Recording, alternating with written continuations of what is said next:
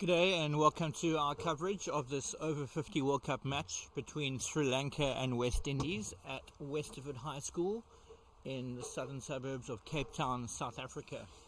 Bright sunny day today after a lot of earlier fog, and the rains of yesterday seem to have cleared. So we're in at the moment for a full 45 over per innings fixture. Canada go into this match on the back of 2 defeats in 2 attempts. Sri Lanka were unbeaten until yesterday at Pinelands Cricket Club, where they lost to the West Indies. In for an enticing game of cricket today. News from out in the middle is that Canada have won the toss and opted to bat first. The match will start at 10:15 local time, which is in approximately 25 minutes. Stay tuned throughout.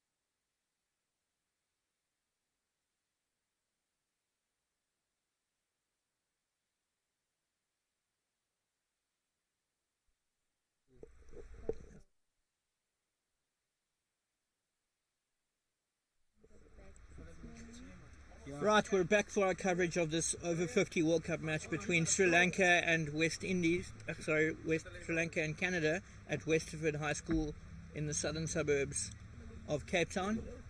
Canada opted to bat first after winning the toss. Both today's teams going into this match on the back of defeats yesterday. Canada lost to the USA, Sri Lanka lost to the West Indies.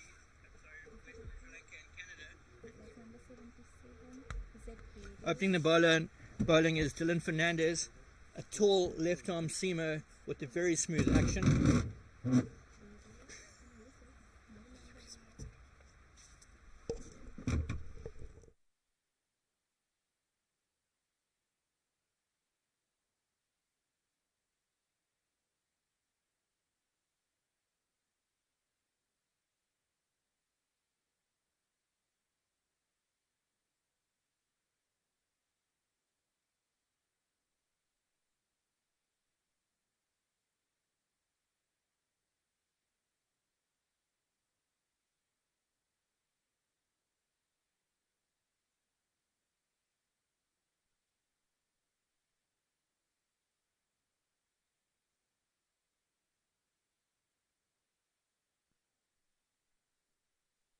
Right, we have the first delivery of the match, and that's hit over the top. Fernandez over pitches, and first ball, 4 runs.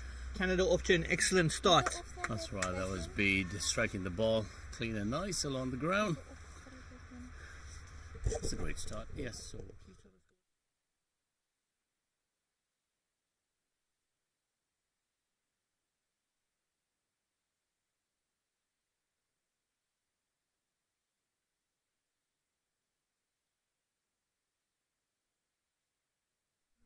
Another attacking strike, this time straight to middle.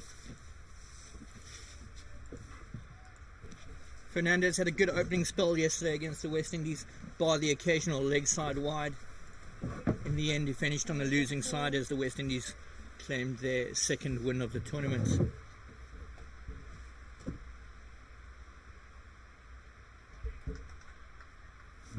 that was well left on the offside by Bede. So Bede's been in form. He's been batting well. We played 2 games.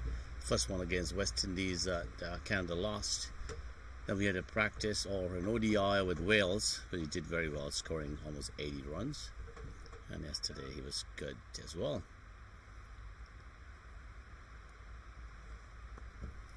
Well left again. What do you think of the wicket, John? I was here for the first match when India beat Namibia.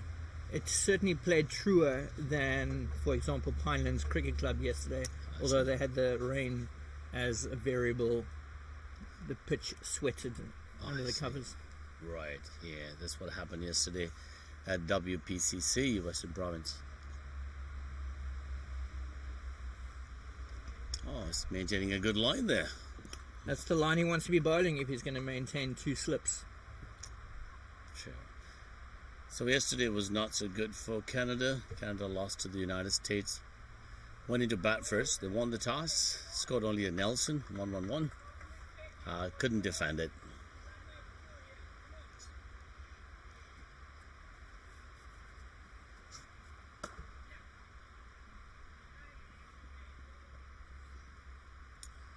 Be taking. Yeah, I think they're gonna love this pitch today. At least that's probably the south end, isn't it? Oh, it's north, south. Yeah. I don't know, what are you calling the ends we're today? We're going to call the M3 end, as there's the M3 highway behind us. Okay. And the pavilion end. How about that? The pavilion, yeah. So the pavilion end seems to be behaving pretty well. It's true bounds. I think Canadians are going to like that. Let's see what the mountain end or the M3 end, isn't it? Yeah. Looks like.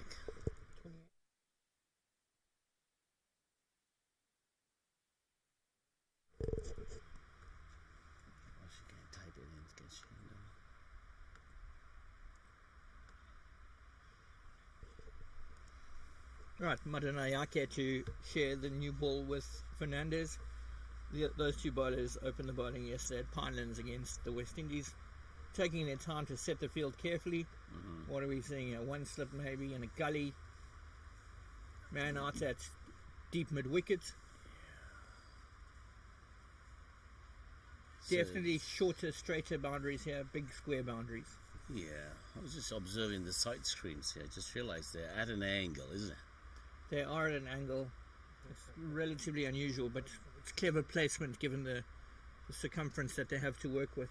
Right. It makes sense probably because there's no deflection of the sun on it, so it's interesting. Well, it provides the required cover. So I'm told, while talking about the Canadian team has a few first-class players, folks who represented Canada in their days of senior cricket. They haven't come out to bat. One is Farooq Kirimani and the other is Derek. Both exemplary players. Derek's on the team today. He hasn't played yet. This will be his first one. Farooq has been playing. So this is Madanayake, did you say, from Sri Lanka? Yes, Madanayake. Yeah, I believe he's a good bowler. He's played first-class cricket for Sri Lanka as well. Phil, tell me, is David Mohammed with the squad? David Mohammed, no. Lincoln Mohammed is at the squad. Okay. Except I think he's taking a rest today, Lincoln. He played yesterday. David is back in Toronto. Do you know David then? Well, he was named in the squad that the press release put out, and I know he was the joint leading wicket taker in the 2020 World Cup before COVID hit. It's like Madanayake is a left arm round the wicket spin, or is it? I'm trying to figure out. It seems like an orthodox spinner. Yeah, left arm orthodox. Oh, great shot. Uppish. A little bit ambitious there. Oh, they're taking two. No, this interesting. We've seen some shaky calling between the batsmen all tournament long. Oh, really? Not just Canada. Yeah, it has been. We've had a few our share of runouts as well. But coming from Canada, we've not had outdoor cricket since the end of July. It's all been indoors, so there's a little bit of getting used to familiarization, getting that sort of assimilation into the temperatures and this environment. Beautiful turf wickets. We don't have that many in Toronto, Canada. Yeah, that was my next question. I understand that you play predominantly on concrete wickets there. How are the batsmen adapting to playing on actual grass?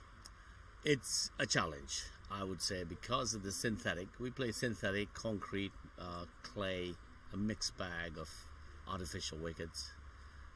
Yes, we have to adapt to straight bat, no crossing, ball sort of never every ball to ball. It's a challenge, depending on the wicket. We had a great wicket playing against Wales, the ODI version. That was a batting track. What was that venue, Phil? I can't remember. Is that Claremont? Claremont Cricket Club? Yeah. Did you play on the top field? The bottom one. The bottom field. Yeah. They both those are excellent fields. Yes. Claremont's B field is as good as a B field as we have in Cape Town. I see, yeah. So ends the over? Was that a maiden? No, that was one run off beat, isn't it? Yeah. Steady start, I would say. Canada was not going to make the mistake of rushing out there. We don't play too many of the 45 over cricket there. It's mostly 30 or less. So this is an adjustment to hang in there longer, take your time and get into the game, build partnerships. So there's a lot of adjustments for these folk who are all regular players in the Masters cricket in Canada. But 30 overs is what we can do. This is all because of time. The facilities are not many. So they would play a morning game and an afternoon game on the same facility. And here comes the next left arm opener. Oh. Again, an attacking shot against the left arm of Fernandez. And is the fielder going to hold that in? No, he's not. Tries to stand on it. Doesn't turn his ankle. 4 runs. Yeah, doesn't turn his ankle on that rope. Good idea. Yeah, it looks like Bede's taking advantage of the first 2 balls to attack. He's doing it successfully in the second over of this is Marlon. Is it Marlon or Dylan? No, Dylan Fernandez. Dylan Fernandez. So I was talking to Dylan earlier, and he says he's Sri Lankan. He left Sri Lanka when he was age 3 to Australia, Melbourne. So I've told him he's more Australian than Sri Lankan. Right. Great bunch of guys. So they've had success with Australia. I believe they won that. Sri Lanka beat Australia. Australia, the reigning champions, have actually won 0 out of 3 this tournament. So they're struggling. Oh, We really? might have a new champion this year. Interesting. South yes. Africa as the host looking very good. Pushed to what it was now long off, moves into mid off, 1 run, feed back on strike. Back on strike. No, it's actually it's Vishan. Direction, yes, Vishan. Yeah, yesterday's game too. He was mostly on the non-strikers and for 42 to 50 balls, scoring 19 runs. Very steady. Unfortunately, he got a little bit of a burst of energy to push one over to long on and was caught out. Amazing venue you played at yesterday, Western Province Cricket Club, the Wally Wilson Oval. That was fantastic. Bit of bounce for Fernandez. Vishan tries to go on the pull. Bit of a slow ball bouncer, if you will. Yes, that's the adjustment that we have got to make online real time. Yeah. So, as I was saying, yes, the venue estate is unbelievable. What a beautiful clubhouse, WPCC. There's a lot of fields there. Yeah, don't take that as the standard. That's a very affluent club. Oh, is that right? Everything will be a step down from that. Yeah, I was talking to Roger, who is the chairman of membership there. He's very excited, exuberant about that place. He's very much involved. He's giving me the history of the place. They would consider that a super club, I think. Indeed. I say.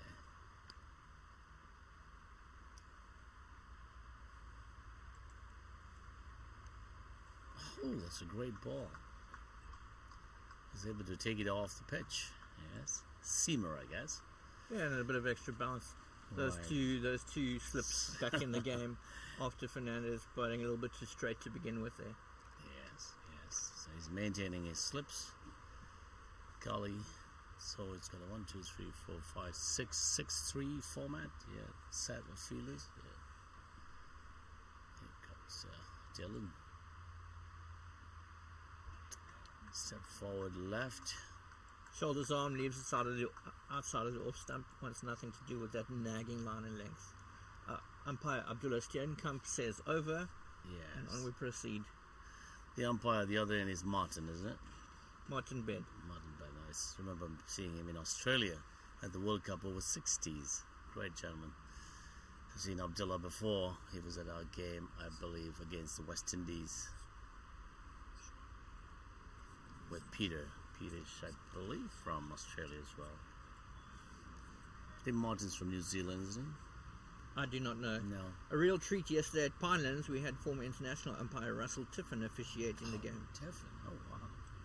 That's interesting. We had a visit from Gary Kirsten over at WPCC. Lots of folks took some images, pictures. Sorry, I'm not sure forward a bit.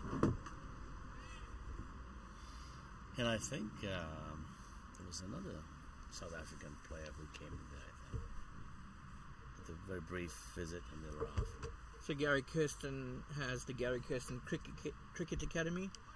Some matches and practices are hosted at the venue that you played at yesterday. Oh, I see, yes. So that's going to be a venue for this tournament. Excuse me? That would be one of the venues for most of the games there. There'll be a game every round? Not necessarily, no. They might have a bye or two because it's also our ongoing club cricket Premier League season. Oh. And Western Province Cricket Club are vying for the title. So as much as they have a few strips out in the middle, they're also looking to rest them. The World Cup does take precedent, but only to an extent. Has to share the time with the Premier League. Makes sense, yes. Left down the leg side, might be a wide or a leg bye. It is a wide. It's wide. Brent Speed back on strike here. So I was hearing the Evergreen is one of your sponsors, is it? And I was called not, and I was commentating a few games with. I was just calling it the World Cup Masters in South Africa, Cape Town. Yeah, Evergreen Lifestyle been laying it on thick for this tournament. Yeah. Must mention them. Must mention them. They've done a great job. The opening ceremonies was fantastic at Newlands. But also a team effort from the other sponsors. Yes, there's a V24, I believe. Yeah. Devil's Peak Devil's Brewery. Peak.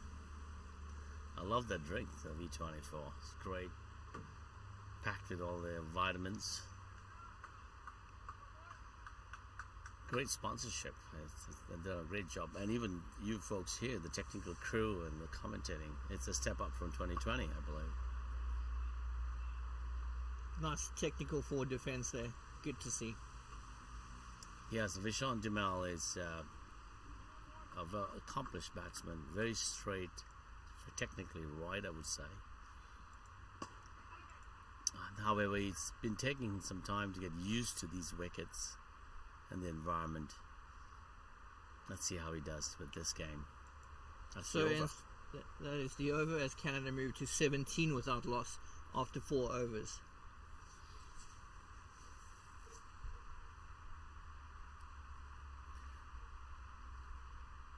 Were you able to get Vishan on your scorecard?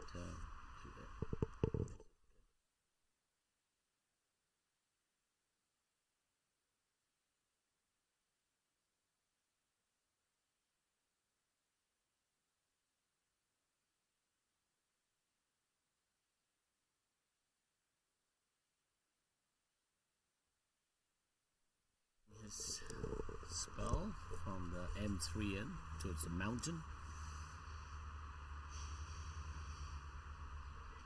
Lovely stuff outside that off stump again. Really impressed. This is the second day in a row I've watched Dylan Fernandez. Just a smooth action.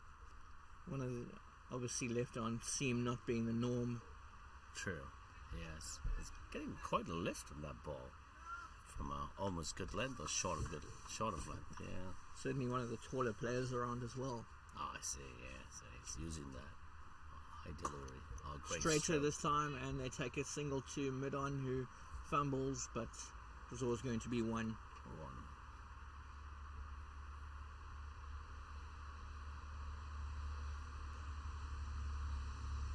I think with the wickets playing well, considering what Canada has had to put up with in the tournament games, West Indies and USA, they've reduced games to 30 overs due to weather or run-ups being wet and moisture under the covers. That's another thing you will come to understand as you go to the various venues. When you play at the local high schools, there will be a bigger contingent of ground staff, i.e. more preparation. At the various community cricket clubs, there are volunteers and semi-employed ground staff, and fewer of them. Well beaten outside the off stump there. That's a great ball. Yes, certainly he's on the mark, Dylan. He's working his strategy here. Has he been taking wickets in the other games?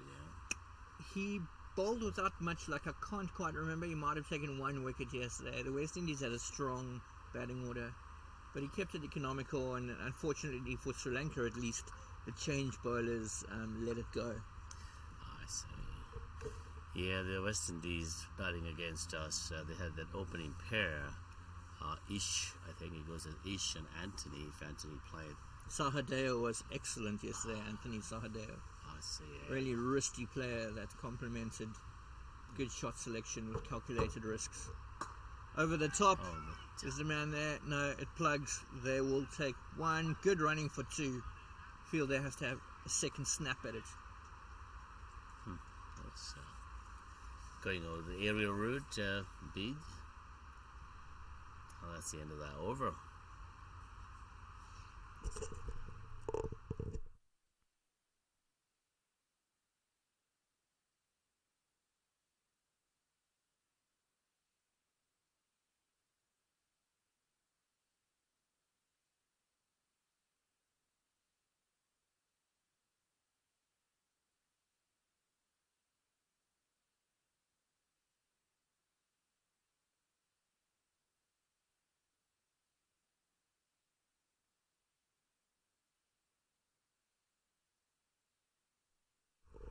Madanayake to continue. His left arm orthodox, bunted towards the offside by Vishan. No run. Yeah. How's your team manager Bernie Collar been treating you? Very well. Bernie is a great guy. He's been with us, right next to us, taking care of us. Yeah, I've been making mention. He said that his daughter, who lives in Abu Dhabi, is also watching all of this and listening to our commentaries. So I just had to send a shout out to her, Eileen, she's watching in Abu Dhabi. So Bernie and I used to play third division cricket together at Cape Town Cricket Club. Bernie still turns over the arm. Oh, and the week preceding this tournament took a 5-wicket haul in a league derby. Wow, I had no idea. That's fantastic, Bernie. Bernie's very modest. He wouldn't speak about it. I didn't know but he deserves to be applauded. Definitely. I thought he was a marathon runner. I heard That some too. conversation. Okay. Put all our youngsters to shame with his athleticism. Oh, that's a slow turning ball. So it is softer on this side. I think it's a bit, I don't want to call it a sticky wicket, but obviously slow off the bounce. Mother Naga's taking advantage of it. There's a slip there as well. Straighter, tucked around the corner, Well backward fielded, square leg, picks up really nicely, keeps it to a dot ball. Excellent. Over up. So I was listening to some of the strategies that different clubs or rather teams adopting here. Sri Lanka, United States, they adopt spin attack, quickly into spinners, and they continue that. And the reason for that, they feel that in the veterans' world of cricket, with bat speeds being not as vigilant or effective, less pace on the ball, the better. And I think it's working. I've seen that in with the Aussies and New Zealand, South Africa. They drop and run, kind of taking singles. So in the opening match of the tournament, India-Namibia, India had a 7-pronged bowling attack, and 5 of those were spinners. There you go. Yes. Yesterday as well, a lot of spin at Pinelands Cricket Club. In fact, from Sri Lanka, after Fernandez is done, I think they have one more seamer, and then you're just going to see spin. Wow, that's pretty good. I wonder if someone would do some analysis and see with the veterans cricket, over 50, even over 60, whether there is a large number of singles, drop and run, and less boundaries. To start with, the boundaries are huge. Some of them are big. Particularly the one at Claremont was big, extra large. I think it's 80 or 85. So you couldn't expect this. And our team, our pair, ran 2 forced singles. Wow. That's art. Oh, yes, that takes the edge. He has it. He's walking. No need for umpire Abdullah Steenkamp to raise his finger. Vishan does the long walk back to the hut. That was a due reward for Fernandez, who's really probed outside that off stump. Consistency paid off for Dylan. Kept the ball outside the off stump, short on length, forcing the batsmen to come out long on the front foot and having to leave so many balls. This one was closer. It was playable. But I guess it took a seam off. Wicketkeeper takes a catch, stepping forward. It just shows that the ball is not really coming out quick. It's just hanging there for a while. Really nice piece of cricket, that. Good to watch. So coming in, I believe it's, I'm trying to make a connection with the face here. It's either Imi or it's Imad or no. Why can't I make out who that is? Has he got a number on the back of his shirt? He's turning around. Not enough. Did you get that number? 28.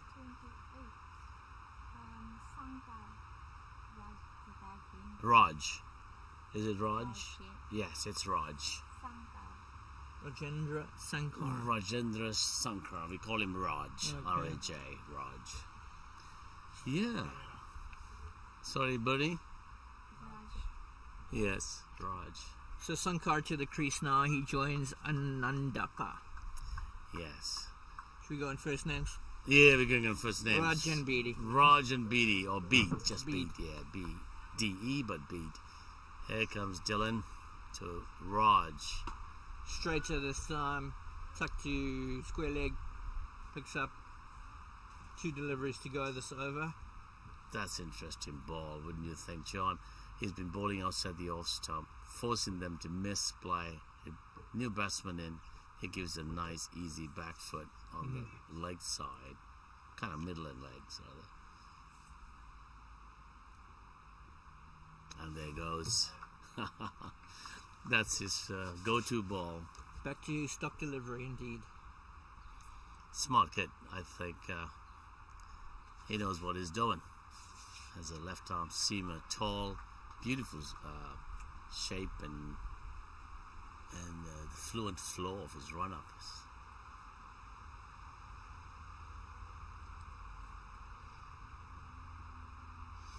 Excellent. Wow, that was a great over. Yeah, successful one for Sri Lanka, who have the relatively early breakthrough. That man Fernandez doing the job for them again. Yes. Well, congratulations all around. They're happy there. It looks like Mother Naika may be taken off, I think.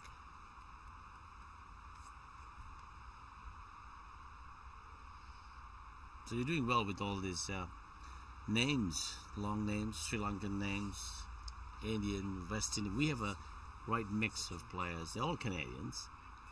However, there's a few Sri Lankans in the Canadian team. And some Indians, some Pakistanis, West Indians, Barbadians or Bajans. Yeah, so a lot of the teams seem quite cosmopolitan. Yes. But a reasonable number of, just a good balance across the teams. Interestingly enough, South Africa have Salim Makadam, who played ODI cricket for Bermuda in the 2003 World Cup. He's playing for South African veterans. Salim? Did you say Salim? Salim Makadam. They did visit Canada a few times. Bermuda comes out to Canada and plays with our national team. Nice. So who do we have now for Sri Lanka? Left arm again, I think. We have... What's his number? Were you able to get that number or no? 6? 6 would be... What's it? I'm not sure. Okay. All right, arm. Over the wicket. Quite a looping delivery, that. Oh, huge follow through. Yeah. Almost York to beat, isn't it? Took it right under his toes, pretty much. New bowler. Okay, Ravi. New bowler is Ravi Pereira. Oh, Ravi Pereira. Okay. Not the lanky, tall. Yeah, Ravi Pereira didn't play yesterday. Nice. He's coming to the team for somebody. Well, it's like a loosener, but an effective one.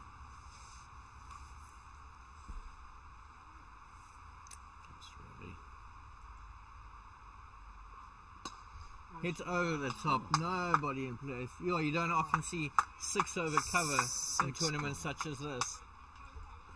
Great shot. Great shot by Bede.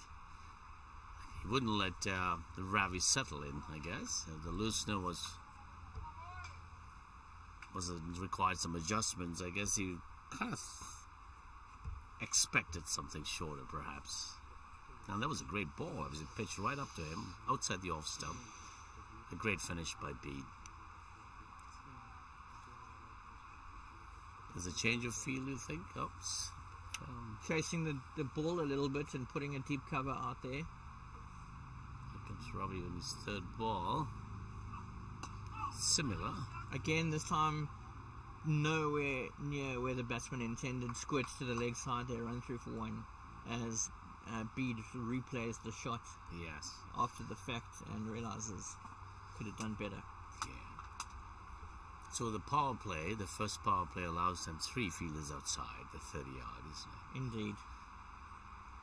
They brought that fielder back in, leaving one on the long boundary on the offside, and we have someone on the back here, I think. Standard fine leg in place. Fine. Quite a On the square, ropes, yeah. long off. 2 slips adopted for Ravi.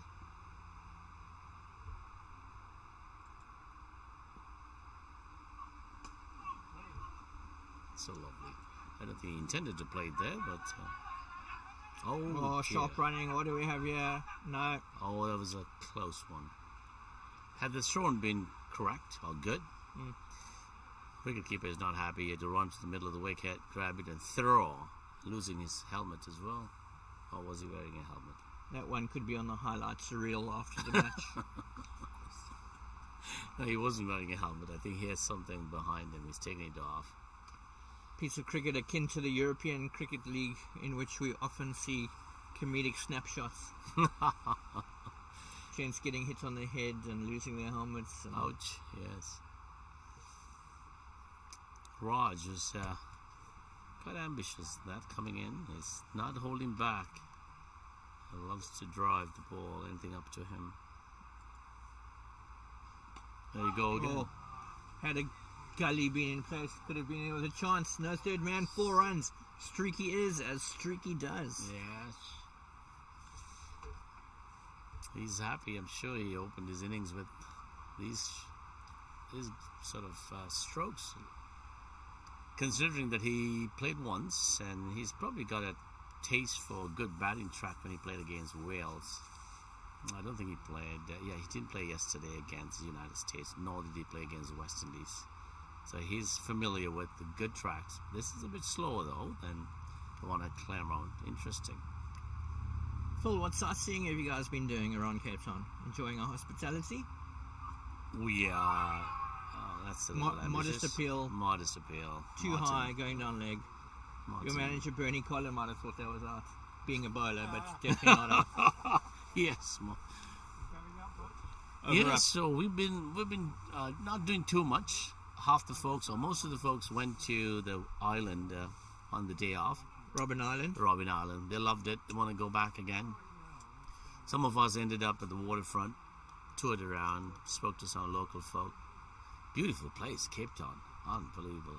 It reminds us of Toronto downtown at the waterfront. The surroundings are just pristine. We love the scenery, the mountains. Table Mountain has been visited by a couple of players who came early with their family. They've done the tour, seen the Big Five. But most of the team hasn't. I think they're planning something tomorrow. I've been here before in 2013 with the Golden Oldies and done all of this. I love it. I'm happy to be back here. Yeah, we're looking forward to more the scenery and tours. Good. Here comes Dylan continuing his spell. Oh, lovely straight bat there. Punch to cover, no run. By Bede, yes. Bede's on strike. I like Dylan's strategy. He entices the batsman with a straight ball. Take your time. And then he would say, that's it. If you didn't take advantage of that ball, I'm going to make you work now.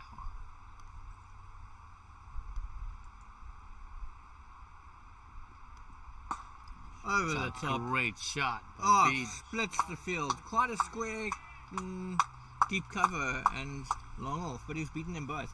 Amazing shot. Great placement. 4 runs. One bounce boundary. I know I've been talking to Bede about his batting attitude here, coming here. He knew very well that cross batting is not a style. He would come out with an old bat. And I asked him why. He says that bat has nothing in it. No ping, no sweet spot. It forces him to play down. But I think he's changed that strategy. He's come up with something better. Oh, a good comeback there. Almost Yorker length stuff. That nice correction from Fernandez. Yes. And I've always wondered in the Veterans Tournament, how long can these folks sustain accuracy? Are they fit enough to go through on the trot 9 overs? Can they bat long? Over 50, I think there's some excellent athletic. It's flicked away on the leg side. Yeah, that is an excellent shot as well. Took advantage of the errant line. No fine leg in place. Whipped through fine leg for 4. No fielder there either, so obviously Dylan wasn't expecting to do that. This is why I brought about the sustainability. Easy getting to a point where he's now at this threshold of the first spell. Give me 4, I'll take a break. Have you seen anyone bowling 9 on the trot?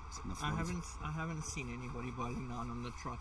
The thing about a bowler such as Fernandez being a left armer, you're going to rely on a new ball swinging.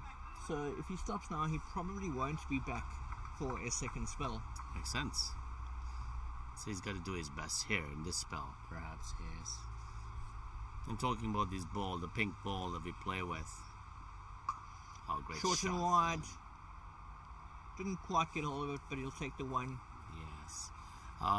The pink ball, I know, does it last the 45 overs? Do you think it gets a bit of a beating? I haven't really looked at the ball after 45. I imagine it loses its gloss. Okay. It's sort of sheen a lot earlier.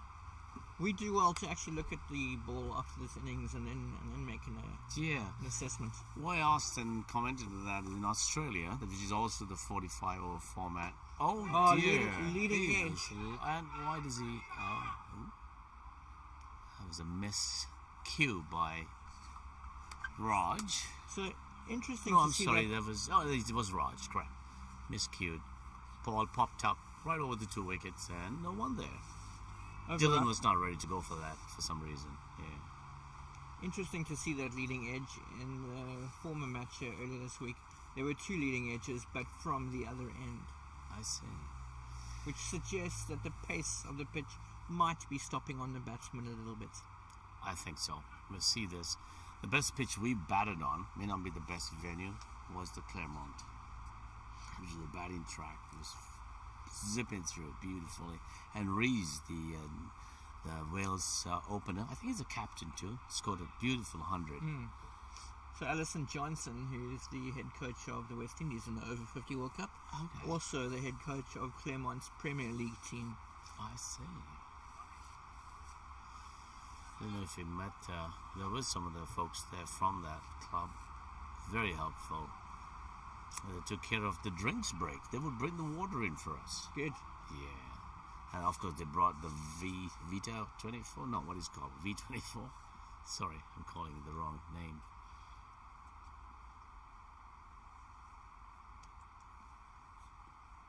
Pereira continues. Beats his man outside the off stump. Yeah. Certainly it is sticking a bit, you would say, stopping. And Bede still, as you can see, his muscle memory is still within the Canadian synthetic bat where the ball does come through nicely. So this is a test of their skills that they probably have been playing 20 years ago, perhaps. Well, beaten outside the off stump. Big follow through again from the bowler. He wants the batsman to know he was on top of him for that delivery at least. That was a great delivery right outside the off stump with a little bit of a zip on that. There's no hold back, no stopping on that ball. So this is the beauty of turf cricket, isn't it? You can't predict. You got to play every ball in its merit, and concentration is 100%. Here comes Ravi again. Glanced away on the leg side to backfoot square. Behind. Oh, wicketkeeper fell down, or someone fell down. Keeper, no. Oh. Slip's just taking the break in play to stretch. Aha.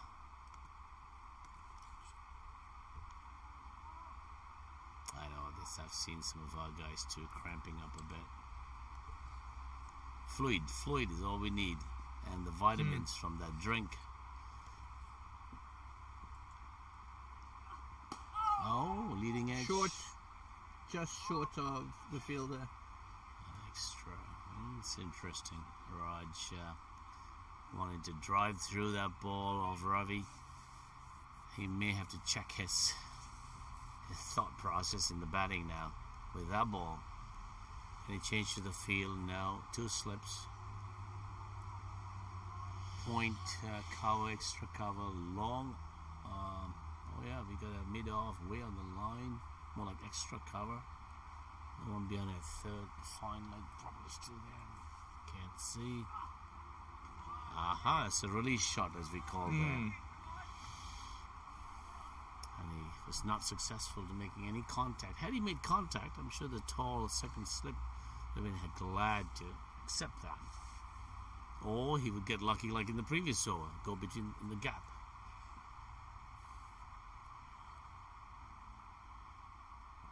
So I can see that the Sri Lankan team is adopting the strategy. The paces or the faster bowlers are keeping the ball outside the off stump. Now sliding down. Yeah, shot for LBW, ends the over. That was always going down leg. And Martin is Over up as Canada moved to 43 for 1 after 10 overs.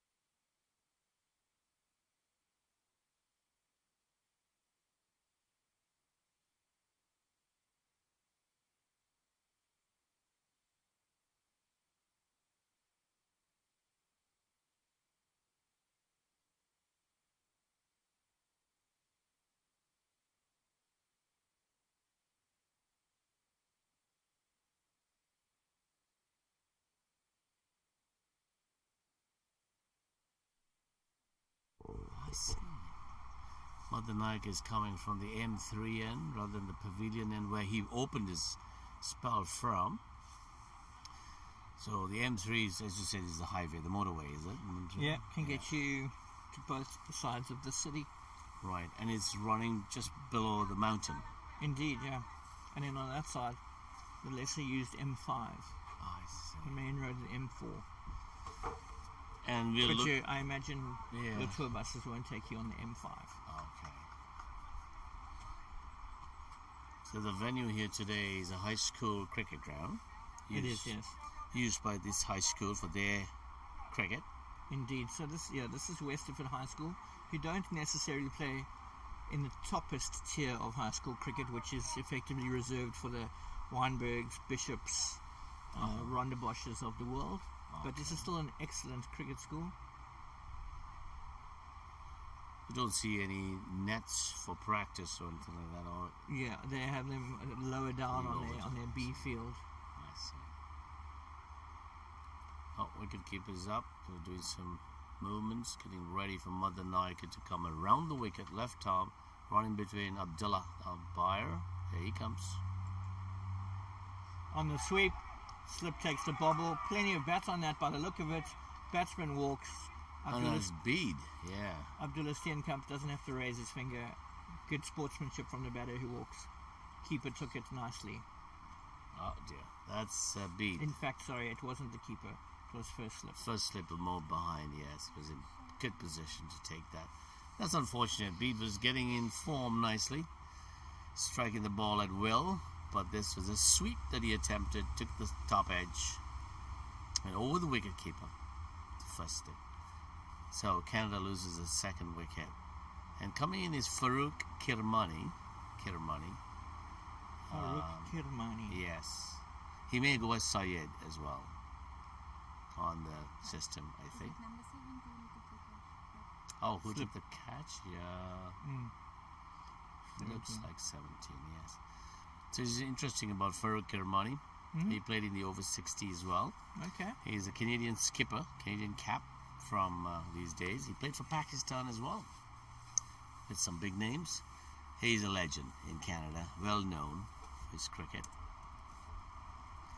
It's a good bat, excellent fielder. He's the coach of this team, so a coach player, Farooq. I call him Farooq. No one knows him as Syed. Apparently that's his family name. It's well known in the world of cricket. It's Kirmani or Kiri. Mother Nike, it's a good move, isn't it, to come out this way? But that was more batsman error. Kiris. Oh, what a turn. Lots of turn on that ball, the second ball from Mother Nike. So that's the captain of Canada is Rudy Gibson. He hasn't come into bat yet. A lot of chatter between the fielders, asking questions if we got the right field set. Wants Abdullah to step back a bit more so Mother Nike can come through. Oh, a fuller ball. Meets it on the full. Captain Short square, deep. So Martin's on the other side, and that's because of the sun. He's on the offside doing scrolling umpiring. So Farouk is off the mark with a single. Here comes Madan Naiga. Great length, good ball. Raj is here now on deck with Farouk.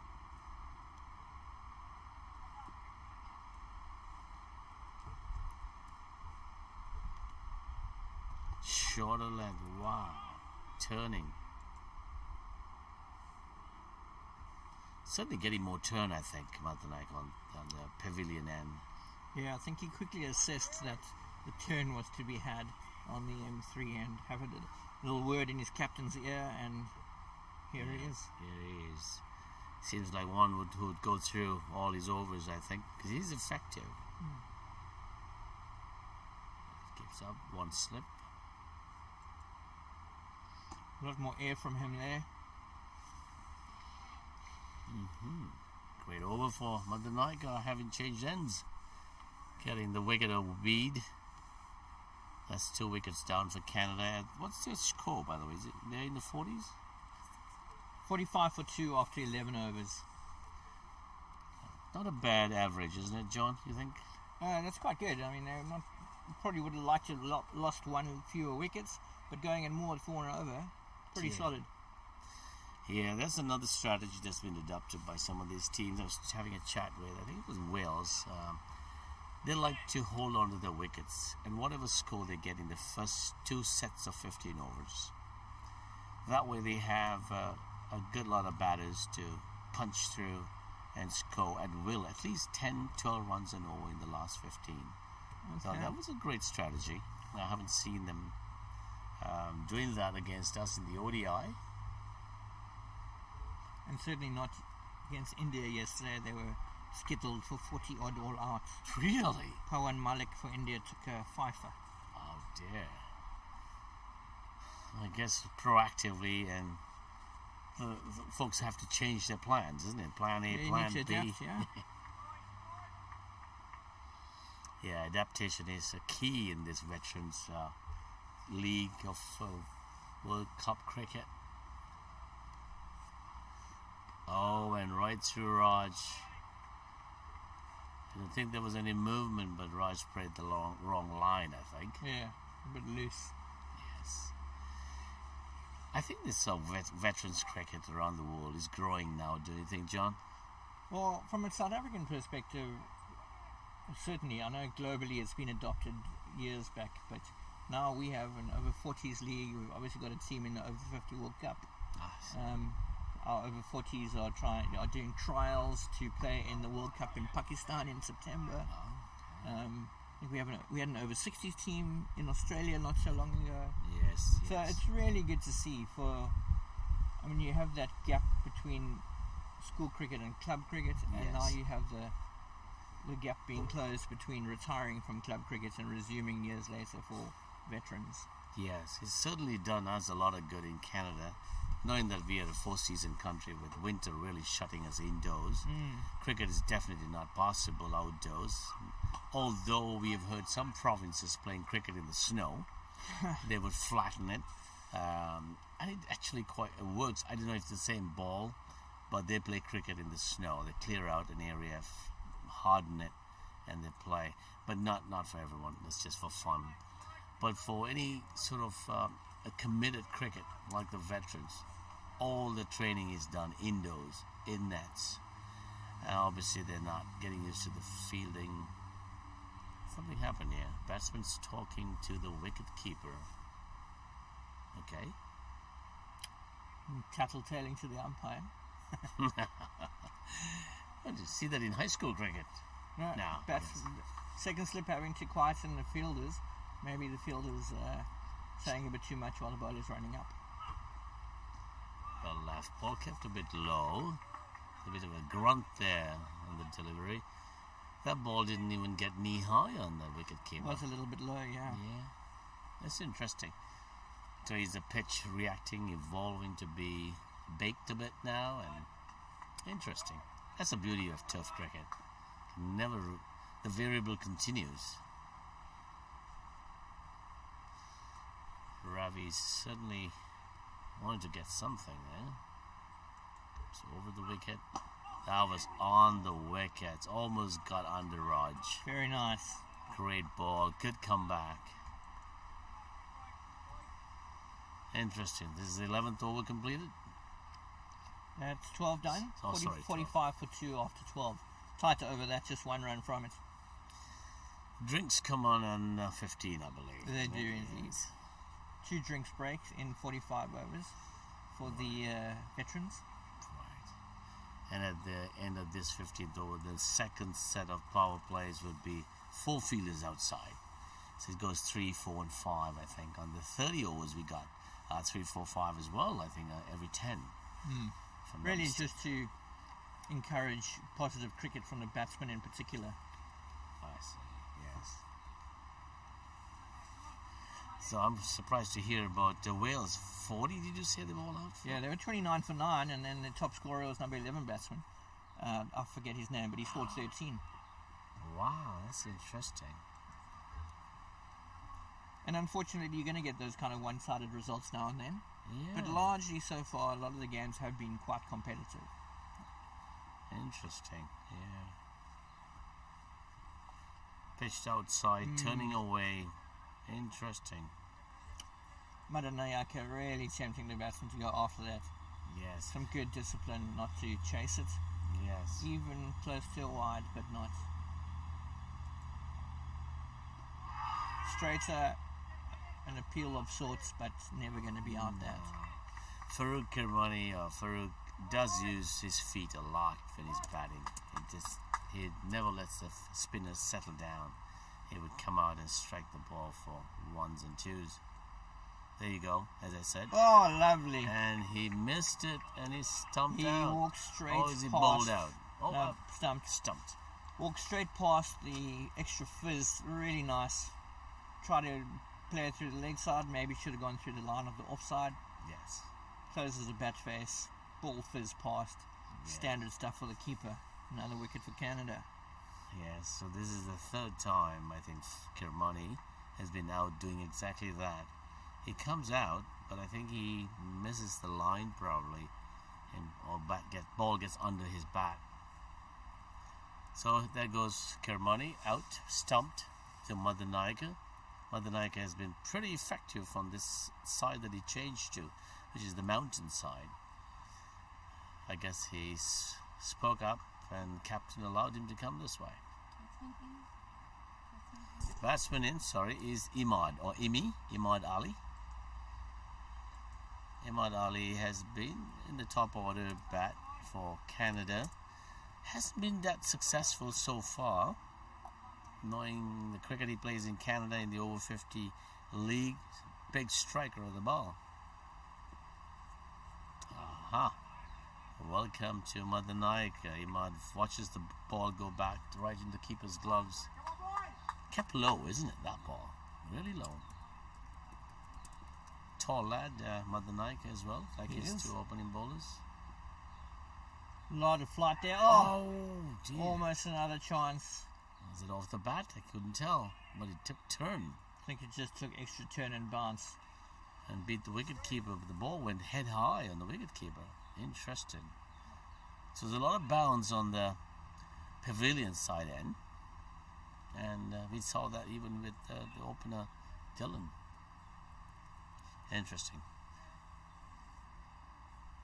I know when Canada was trying to figure out what we do if we win the toss, or do we bat or we bowl, they were in 2 minds. And I think the read that they got from the folks who observed, of course there's no idea how these tracks work in the past, so they're just going on visual aspects. I think batting first you will find, and don't quote me on these stats, but I'd say 70 to 80% of toss-winning captains would do that, just out of a potential concern for the pitch, but maybe breaking up later. I see. But if in doubt, bat first. You find that around the sort of senior leagues as well. Okay. So that consideration is because pitch probability of breaking up would have an adverse effect on the second batting Innings, yes. Particularly, look, that's not going to be the case, as I said, at sort of privileged high schools, but community cricket clubs certainly. I see. So the wickets breaking up, is it only that it's this time of the year, or as it's a full season in the summer? We've had a lot more rain like over the last week than usual for early March. I see. But yes, the drier the pitches, the more susceptible they are to breaking up. And grounds having limited municipal water, which is quite expensive, I see. and not necessarily having boreholes. Okay, I see. So all those kind of factors and variables that play into it. I mean, I can speak for Cape Town Cricket Club recently, who have a borehole, but the pump was broken for about a week. I see. And the low pressure of the municipal water, it was difficult to just prepare pitches. I see. And we're not alone in those struggles. Okay. Yeah, because I noticed that all the games that we played, after the first innings is over, there's no rolling of the pitch, even with a light roller. Probably because you don't want any breakage at all, perhaps. That's largely it, yes. I mean, I'd hope that it's a venue such as the Wally Wilson yesterday, you got a bit of a roll at halftime, but are you saying you didn't? I'm trying to think now, going back. I don't think so, because I did run up to the middle after Canada batted. They were brushing it away. There was no rolling, no. They didn't have a little roller that you had here. They had the big one, probably the 3-ton. Shorter, but batsmen unable to do much with that. Yes. Very effective. I like the way Sri Lankans, their pace bowlers, are maintaining it outside the off-stump line, forcing the batsman to bring on the stroke play, the square cuts and pulls, and then bringing one in quickly or moving it. Very effective.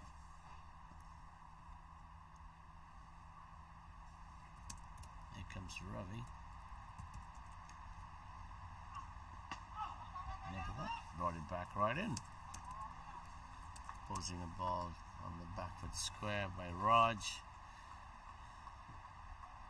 There's a few more balls left for... I know that's over.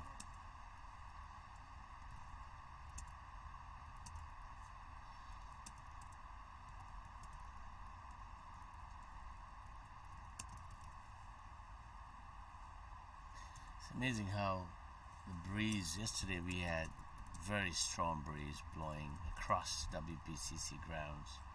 And I think that had an effect on the bowling, where the ball would dip low suddenly.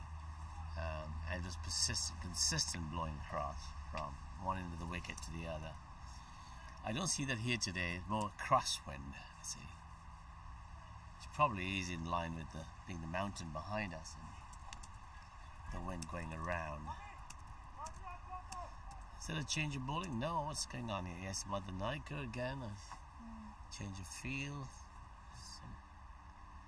Yeah, there's two on the line here. Mid, long on, long off. That's a 2 outside. Here comes Mother Nika. Raj very carefully tried to play that ball and missed it. Went right through his bat. Here comes Mother Nika again. Oh, Fuller. Wrapped on the pad. That's a quick. Abdullah is not interested. When you see the wicketkeeper sliding onto the leg side on any ball, it's a dead giveaway that it was obviously going for plenty of air. Yes. Indeed, yes. I think that was one of those occasions, yeah. I'm a wicketkeeper myself, and I've been trying to adapt the style where I don't slide to the leg side. But it didn't work. Okay, yes. I'm sure the message from the Canadian team to this batsman is hang in there, stay there, get into it. Don't be too aggressive. Got lots of overs left.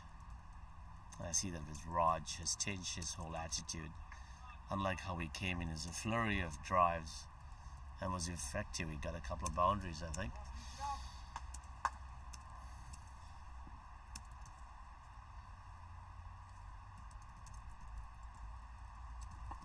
Oh yes, forces Raj just stepped way out and dabbed the ball down. Gloves off by the wicketkeeper, and Abdullah running in for some reason. And that is the drinks break. It is the drinks. 46 for 3. Excellent. In this over-50 World Cup match between Sri Lanka and Canada. Earlier in the day, Canada won the toss, opted to bat first. We will be back after the drinks break.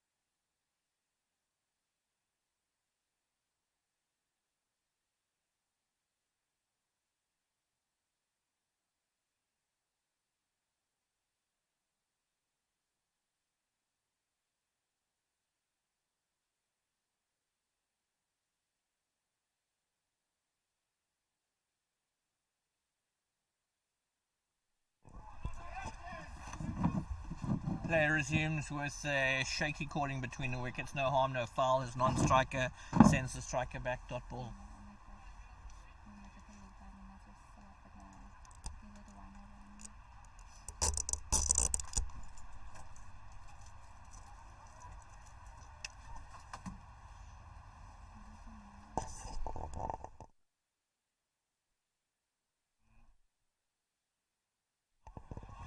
Really good stuff this from Pereira. Probing, pace, line and length.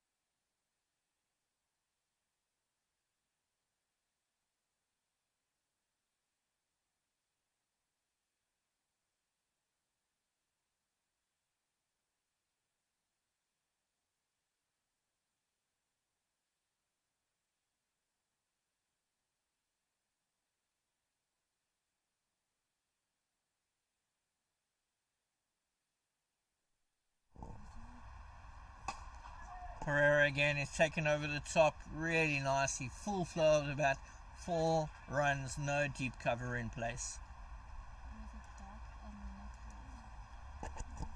Promising starters from Canada who are looking to get off the mark in this World Cup, having lost 2-2 so far against the Sri Lankan team who had won 2-2 but then yesterday lost to the West Indies.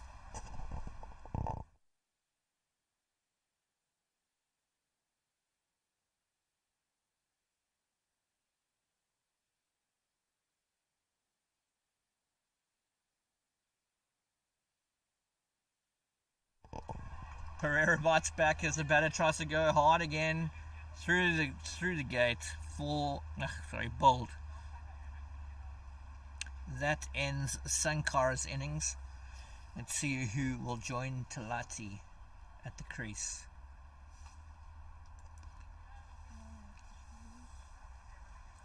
Canada now 52 for 4 after 16 overs, losing a wicket in the over after the drinks break.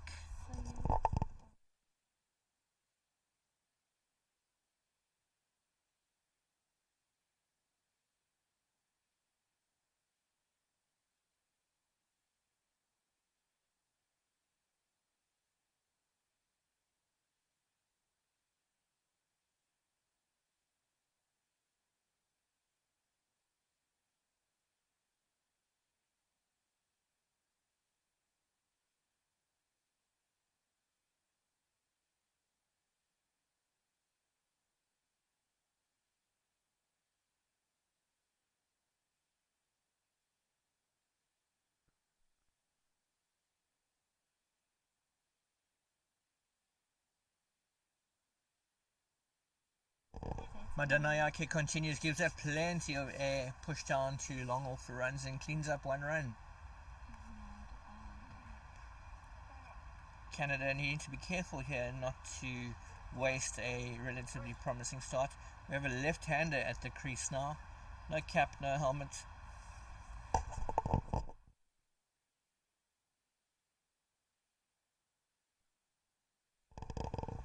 New batsman to the crease is Imdad Ali. He joins Arif Talati as Canada look to build on a 53 for 4 after 16.1. Madanayake to continue with his left arm spin from the M3 end.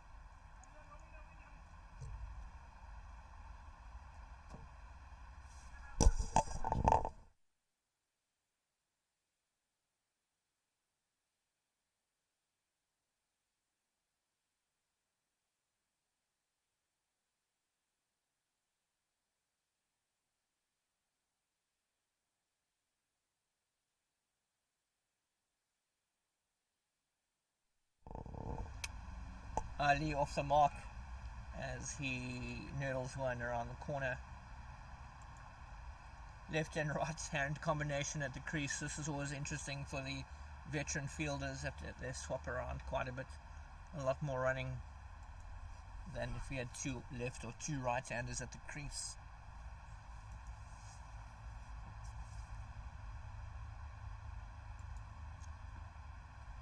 Madanayake to Talati. Hits it hard. Dot ball. Nicely cleaned up by extra cover.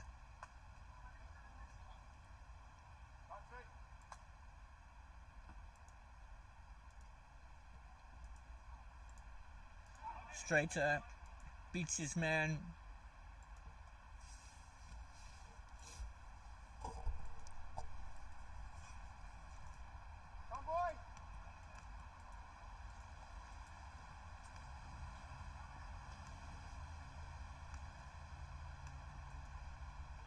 Full toss down the leg side. Flummox is the keeper. They're going to run through. That'll be 3 wides.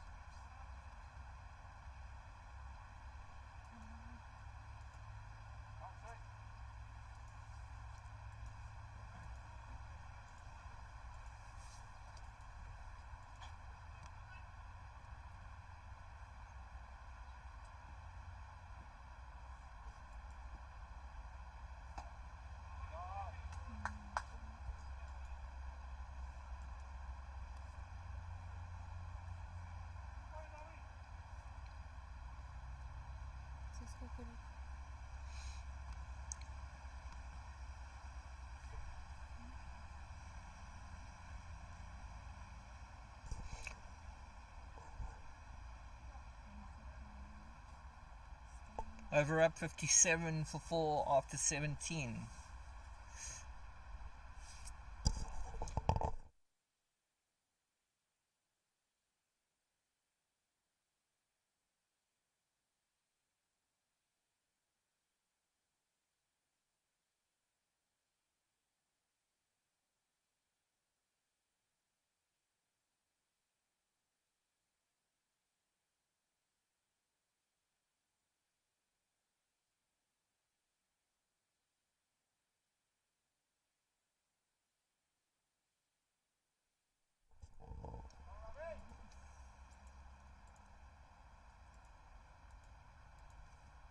Pereira to continue from the pavilion end.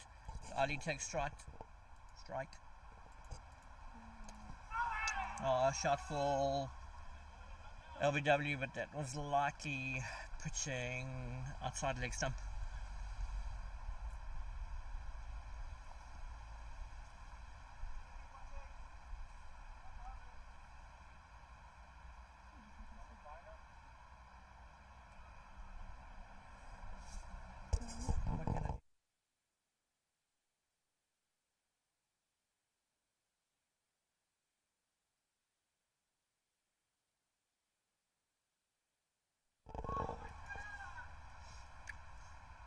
Ali has a wild swipe, misses, keeper cleans up and then tries a little bit of a village run out.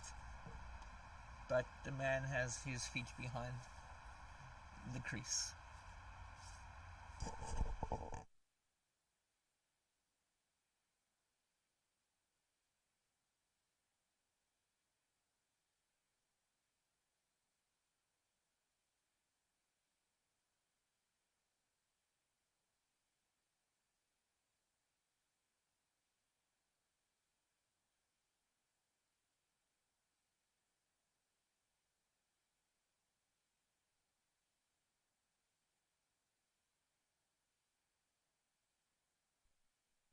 Watchful is the batsman Ali as Pereira gets one to get a bit closer to the off stump. Left-handed batsman knows where his off stump is.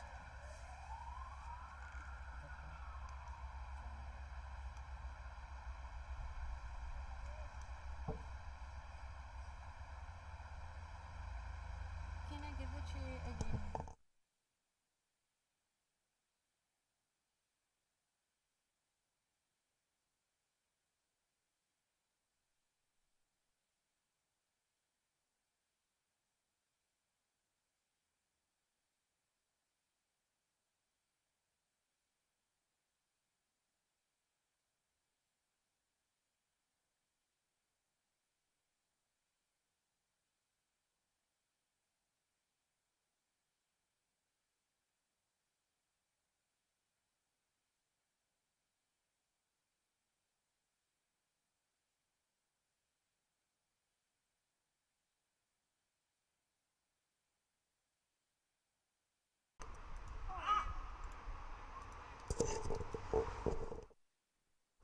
Leg side wide as Pereira struggles to adjust his line with the right hand on strike, having bowled to the left-hander previously.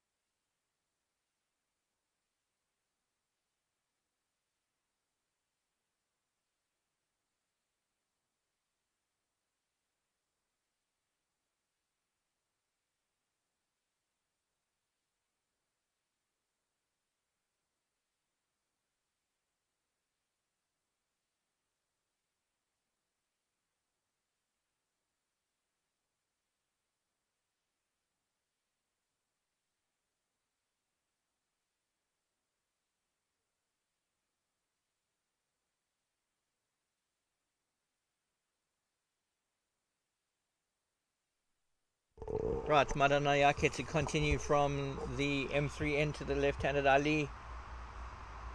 Oh, Scotty's man. Ali had no real intention to block this out. Has a big heave-ho, cross the line, ball pitches and stays on, bowls him middle and leg. Canada collapsing a little bit here. Off goes Ali. Kalati sticks around, waits for the new batsman. Canada slipped to 59 for 5 after 18.1, having been in the 40s for 1 wicket not so long ago.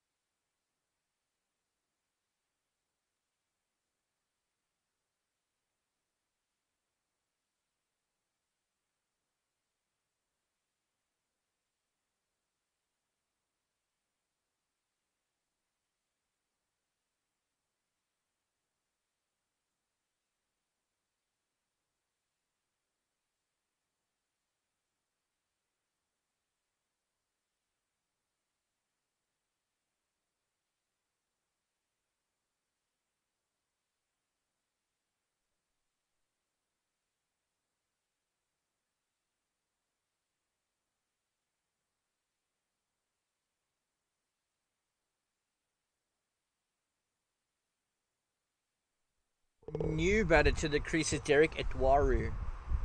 He joins Arif Talati. Plenty of air from Madanayake, who is in the middle of a great spell here. After that change of end from the pavilion end to the M3 end, he's really found some good success.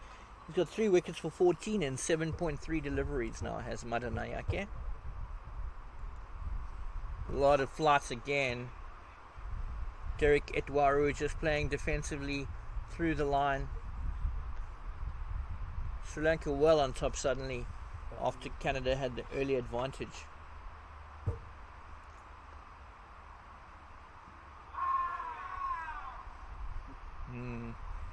Madanayake knew that wasn't out the second he started appealing, going down leg.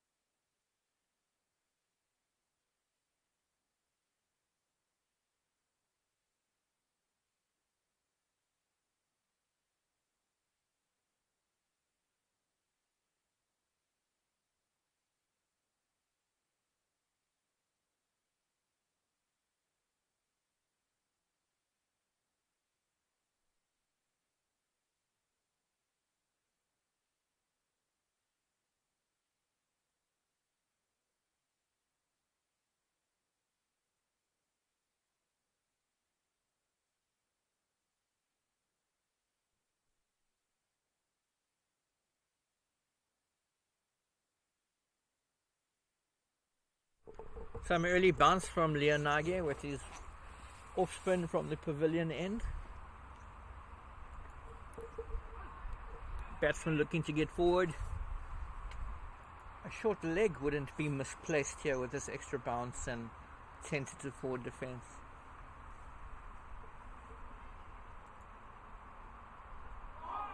A lot more flight there.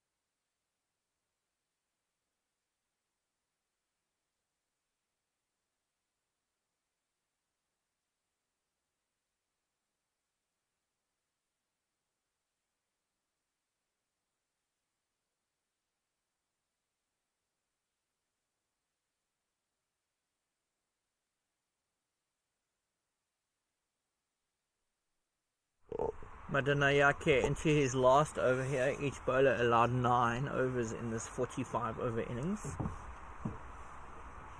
On strike is Itwaru. Yet to get off the mark. He tries this time, but he's got a left naught off 9 deliveries.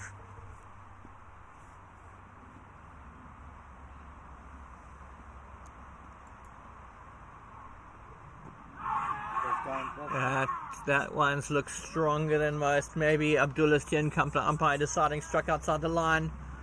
We're not sitting at the best angle to judge that, but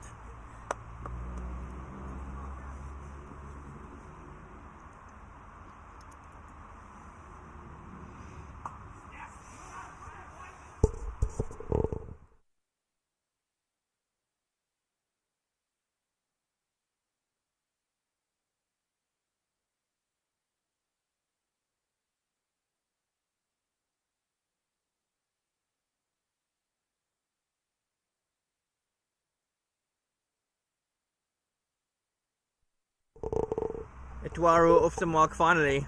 Drives one down the ground to long on, takes a single. Madanayake coming to the end of an excellent spell here. Currently 3 for 16 off 8.5.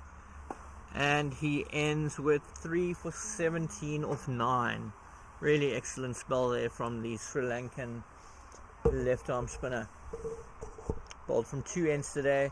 Plenty more success from the M3 end than he had at the pavilion end.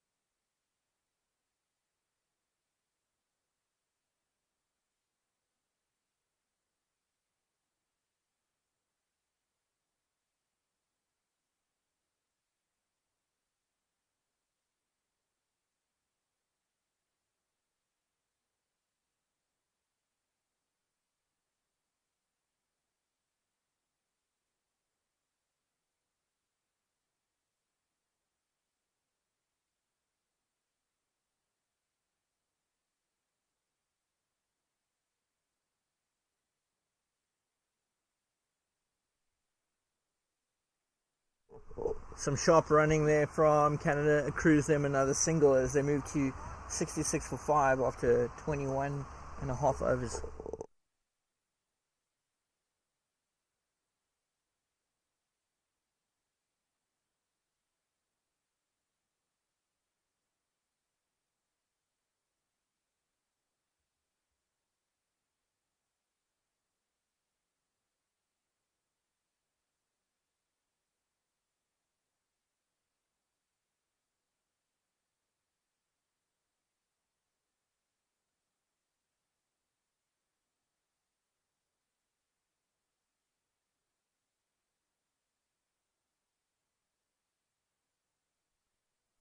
Nicely driven, but fielder gets in the way.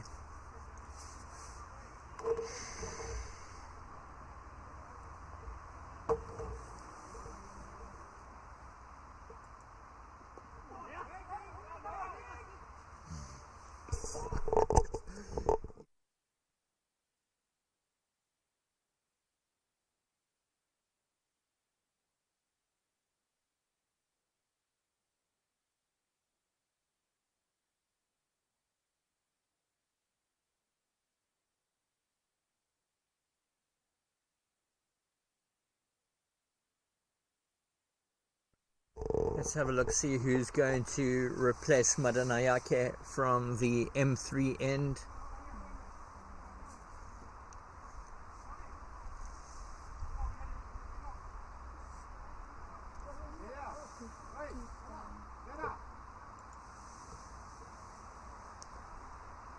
It's going to be more left arm orthodox.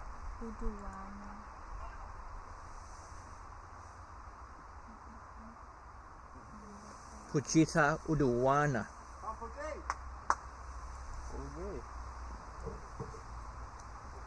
Let's see if he can accrue the same success from the M3 end as his fellow left arm spinner Madanayake did earlier.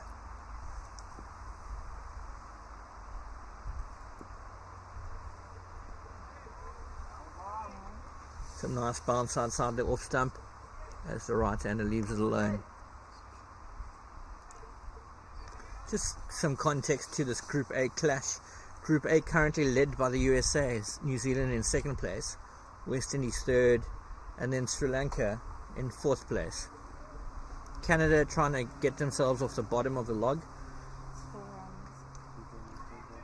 Too much width, bit of a loosener from the new bowler. Canada capitalised with 4 on the cut.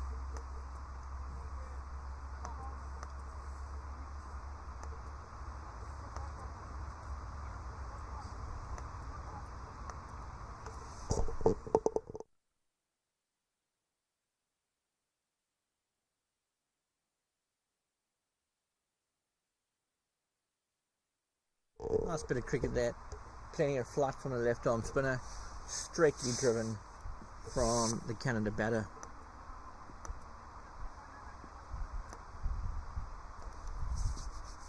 Talati looking fluid for his 13 knot so far. Etwaru not so much. But he will presumably get used to the pace of this pitch.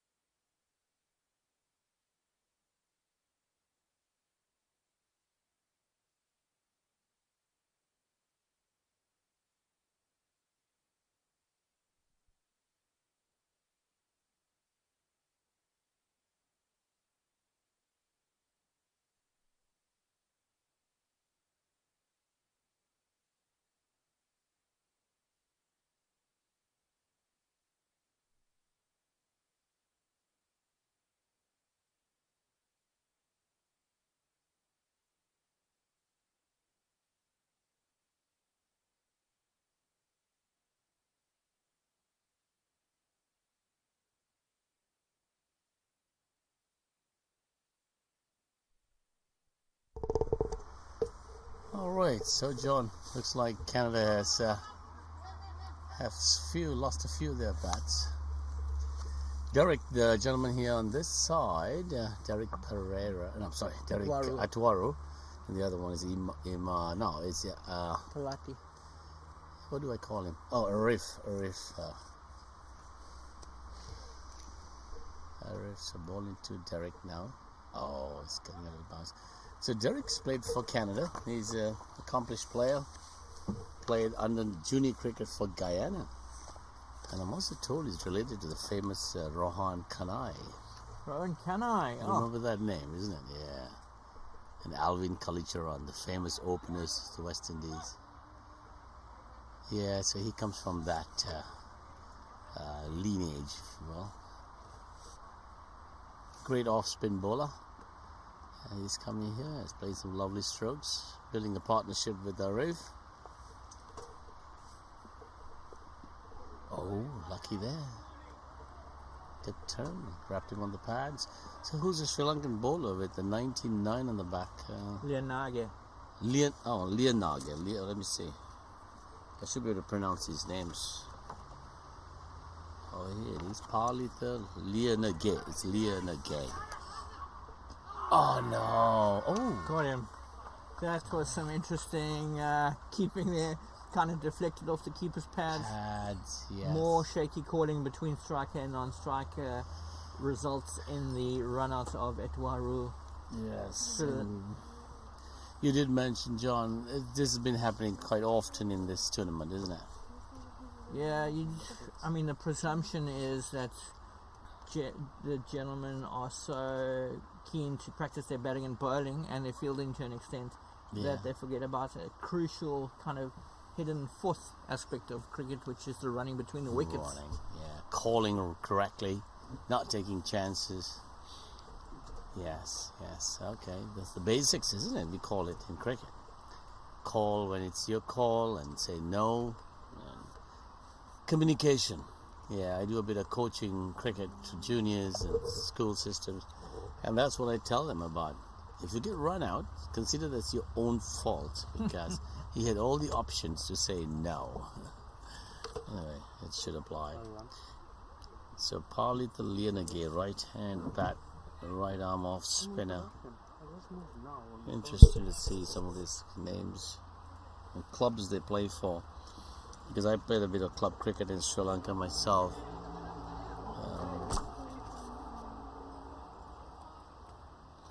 Dylan Fernandez, that's the bowler, left arm, medium pace. Okay, so here we have number 5. That's no, says catch it, but he was not interested in catching it. We'll do one and keeps going. Doesn't say it. I'll tell you when I do. Yeah. Number 5. This is another right arm bowler. They got a whole series of left arm bowlers, spinners.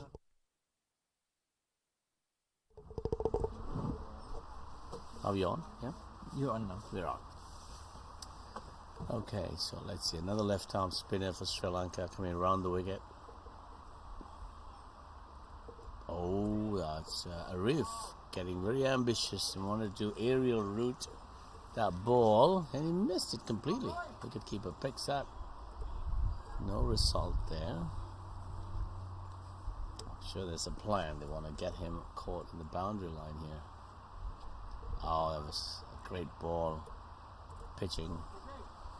And up it just bounced pretty high.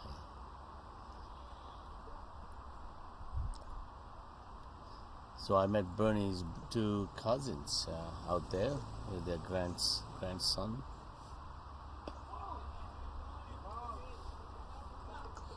It's the end of that over. Yes.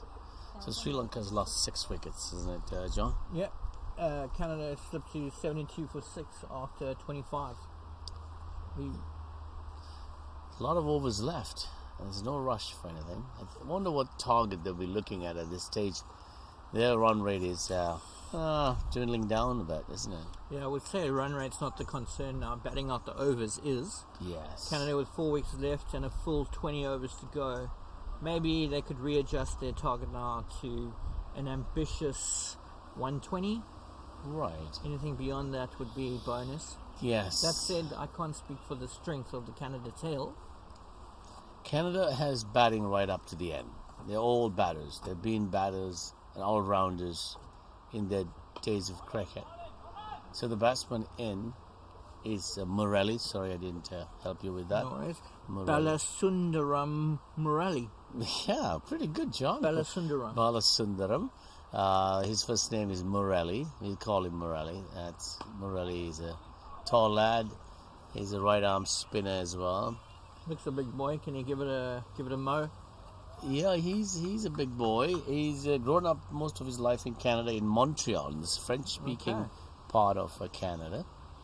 And he's been now semi-graded or emigrated. I think I learned that term from you guys. Semigration? Semigration. Everybody from the inland cities coming to the lovely coastal Cape Town. Okay, Semigration. Semigration. Yeah, so he did a semigration to Ontario, Right. in the English speaking, and he's been there playing some of the club cricket as well. Nice guy. Yeah, I think he's bilingual. Yeah, if you have to live in Montreal in Canada, you have to be able to communicate in both lingo. doubt, Yeah, so that's Morelli. He's getting a taste of this bowling. Plenty of air there from Oh Leonardo. dear, again, a bad call. Bowler doesn't gather cleanly, and I think the batsman was safe regardless. But nonetheless, bad calling. Bad calling, that's interesting. That was Morelli's call. Arif was almost halfway. Interesting. Sorry, what's that?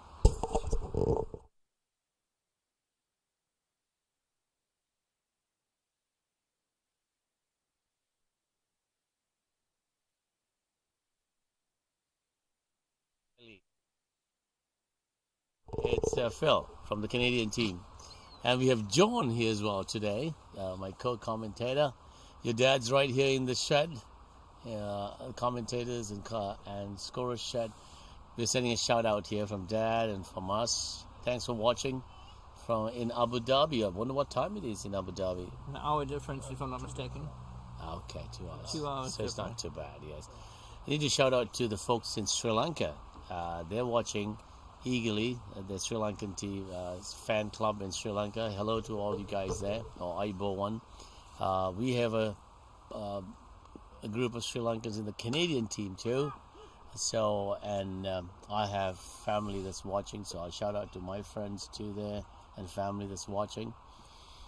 And the Canadian outfit there of mine, we have some groups there, the Yakos, the Disco Ducks, and the family at home. Yeah, so they're probably watching. It's a good time, I think. It's probably early hours of the morning, so they're probably not waiting for the stream to... Oh, it's a great bowling by... I didn't catch his name. What's the name of this gentleman bowling? Number 5. This is Pujitha Uduwana. Okay. Oh, that's... He's Palitha. It's Palitha Uduwana. So...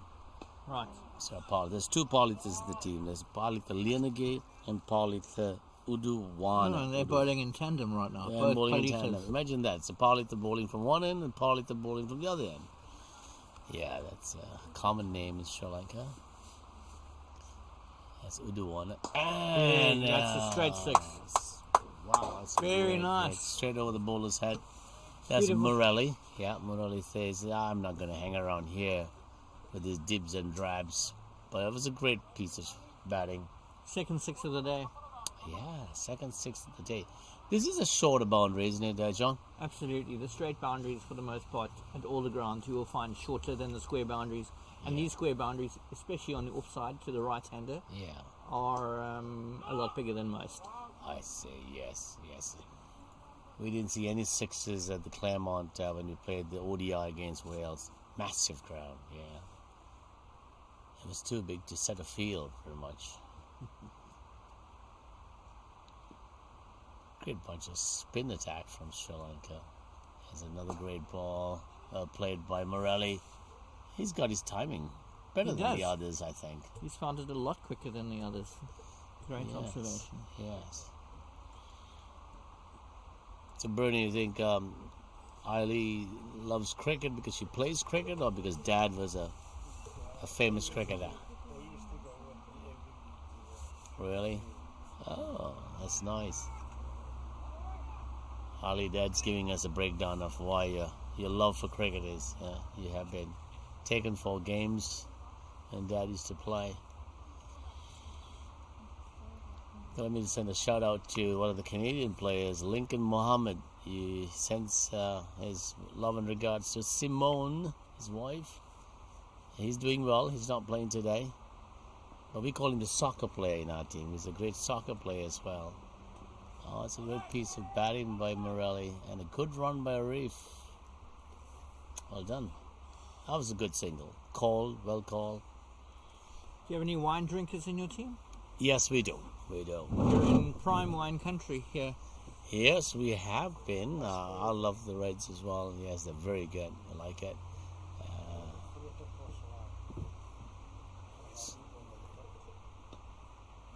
We like the blended Reds you have here. It's Okay. really good, yeah. I think the wine world or the industry is moving in that direction, I think. We get a Blends. shot into the blends. And you get a bit of, because of the types of the meals here today, we mix and, oh dear, that was a great intended. Picked that up early, and splits squarish, long on, and deep mid wicket. Deep mid wicket. Arif, that was Arif. Knowing Arif from the cricket he plays, he's an explosive bat, but I think the wickets have got him kind of handcuffed, for lack of another word. But I think he's finding his ease now, and being there longer than he has ever been in the other two games he played. Probably getting a feel for Cape Town wickets now. Yeah, there's a change of the call for movement on the field on the leg side, mid-wicket, and backward square leg, yes. Okay, here we go. Parlitha, Leonagay, great ball, great comeback. It's just a statistical observation. Madan Ayake, with his 3 wickets earlier on today, Yes. became the joint leading wicket taker of this 2023 Over World Cup. Oh, well Him done. and South Africa's Salim Makadam have 7 wickets at the top. Excellent. Great consistency. Oh, great. Oh, these two are certainly rotating strike well. Morelli and Arif. And what's the score? I didn't keep a tab of the score. So the current score for Canada, they have 86 for 6, apologies, closing in on the 28th over. 28th over. Excellent. Quicker one there, Oh, beaten. Nice beaten. little arm ball there Arm from the ball. bowler. Yes. So, John, you're probably a spin bowler too, are you? Well, although I haven't played league cricket in 2 years, I used to be a left-arm seamer. A seamer. Yeah. Oh, I see. It's an Wow. indictment on me that you would think I'm a spinner. I'm just thinking because you're calling the balls of the spinners very well. But I did hear you make some comments on Dylan, who was bowling very well, left arm seam, yeah. And the style and the free flow, so that should have been the easy giveaway. No, for my sins, I've watched 100 bazillion cricket deliveries in my life. Have you? Wow. I can call them all. Lovely. Wow.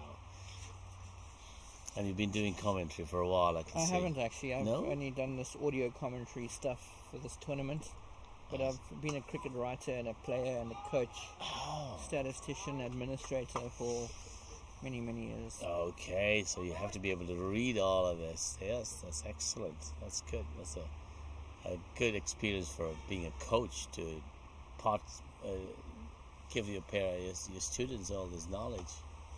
It's awareness, I think. Unfortunate misfield. I think that might have gone straight through his legs. 4 runs. Bowler. Oh, wow. Double teapot. Hands on hips. Unimpressed. Double teapot. I like that. Isn't that typical of that area of fielding? You get caught to that ball that's skimming, spinning. And, yes. This is a really nicely manicured outfield as well, so That is. good value for shots. Yes, I can see that. However, it's tempting being a short boundary. He gets it right this time. He gets this right this time. No, it's a call, and the fielder is happy that there we go. He's going back.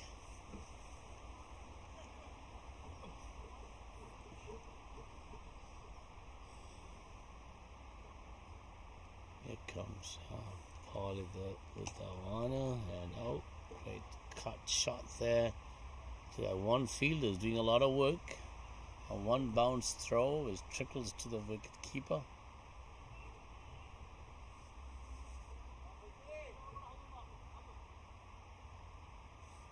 Interesting. They have how many on the boundary? 1, 2, 3. Yes, 3. Expecting Murali beaten. Yes. Both Murali and Arif have waited for a loose ball to finish it off, but the bowlers have sort of tamed them down so far. Yes, comes again to Murali. Short pitch, miss, played forward. Interesting. They're not reading the balls that correctly. That's the over for Parlita Udwana. So I need the words practice. It's a lot of write up on their brochure about each player. See if I can pick on anyone that. Wouldn't mind knowing more a little bit about Dylan Fernandez. Dylan Fernandez? Yeah, so Dylan, as I said, he went as a little kid, a toddler, to Australia, Melbourne. He's living there now. That's where his home is.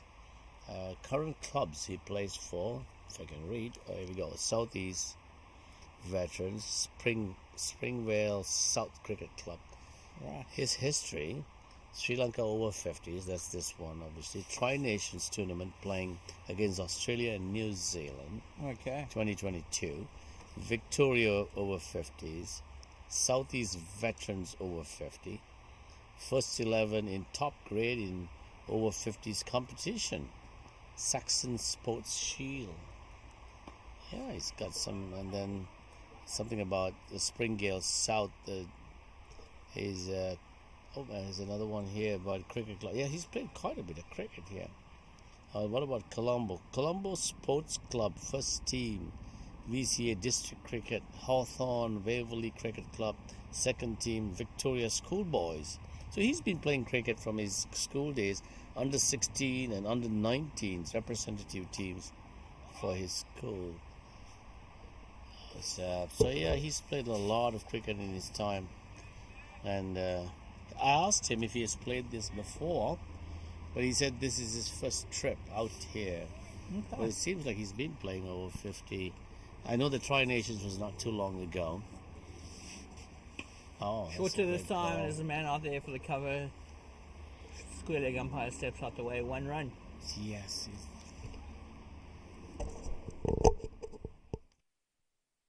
Parlita Lienege bowling from the other end? We do, yes. Yes. That was a ball. I watched that ball played by Arif on the leg side. Kind of a choky pull shot. But it just pitched out almost on the off stump. Amazing turn that. Going big down the ground again, is he? There's a man there, sunglasses on. No. Oh, yes, he's taken it. Looked awkward in a way he took it, but that's out.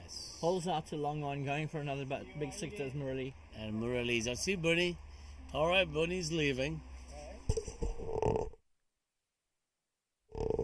So that's the end of Murali, looking for his second six of the day, this time towards the pavilion end, but long on in place, nice and straight. Nice and straight. He hardly moved, actually, the player. So it's a premeditated shot there. Players will take a drinks break at the same time. We will let you know who took that catch as soon as we know.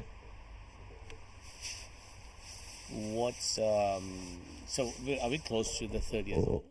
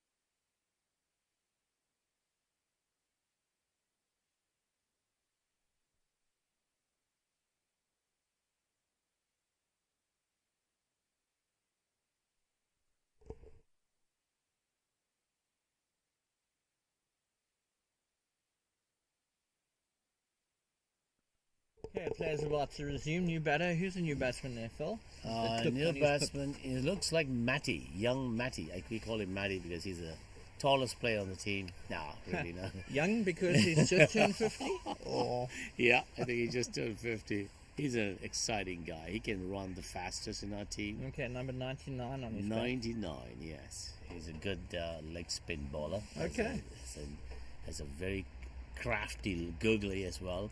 Nice. Unreadable. Yesterday Very he good had. to hear. Yeah. Look forward to seeing more of that later. Yeah, so definitely we'll bring that on. And here's Matty facing. Oh, yes, that was a good, very decent ball right up to. Oh, isn't it interesting? 99, which is Leonage, probably the ball into 99, Matty. And he comes again. Oh, So that's much tough flight. stuff. Oh, dear. That could Lovely. be a bouncer for Matty. Lovely deception of pace. Yeah, that's 2 balls he faced, and now he's happy. He's on deck with Arif. Let's see, I should have brought my glasses. I think I can read, but it's not enough like squad member. Oh, what's Score after 30 overs. Canada 94 for 7.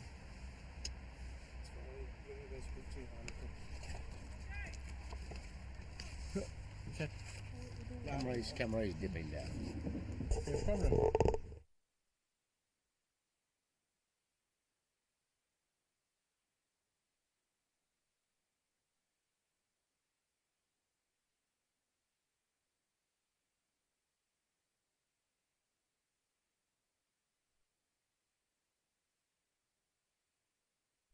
Sweep.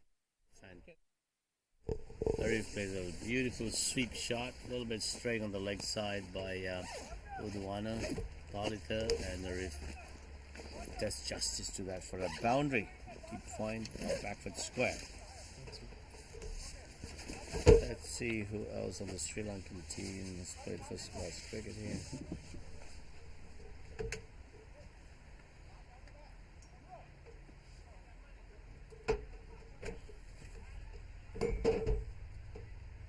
So meticulous placement of the field here. Trying to see if long off should go squarer or straighter. Uh-oh. Martin's not too happy about the time taken by Sri Lanka. And the game goes on, and here he comes. Quicker one that, Yeah, but nicely picked Arif up. Played it very well. Played it late, importantly as well. 1 run. I think Arif is adjusting to the surface and probably got his changed his whole bat speed and approach to this bowling. Matty on strike now, conferring with the non-striker. Uh-huh.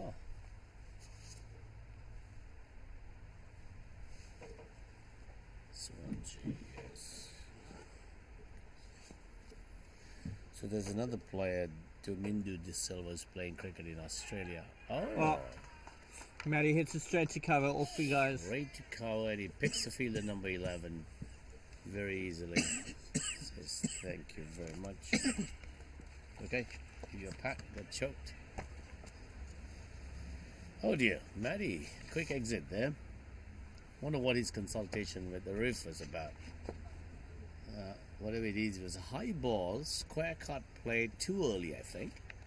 So he played it square. That's happening a lot to our Canadian cricketers who are still caught up in the muscle memory, I think, of playing on concrete indoor nets, playing way too early. I saw that with Derek, who came in earlier. Played a few balls back to more and more extra cover when it should be played, the gap of like point and cars. Yeah, playing And then he too early. adjusted very well, yes. Shafiq Anthony Rahim, Colombo Masters Cricket, played St. Peter's. He hasn't played first class.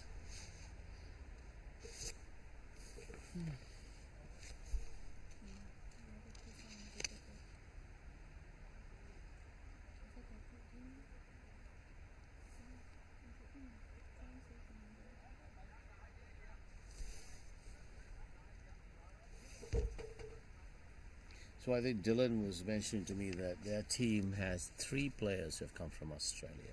Okay. They play regular cricket there. They play in the over 50 veterans leagues. All right. and the rest are from Sri Lanka. Phil, who's the new batsman? Do we know? Yes, that's Roshan Wignaraja. Wignaraja. Yes, Wignaraja. Yeah, Roshan can make out his yellow new shoes he got.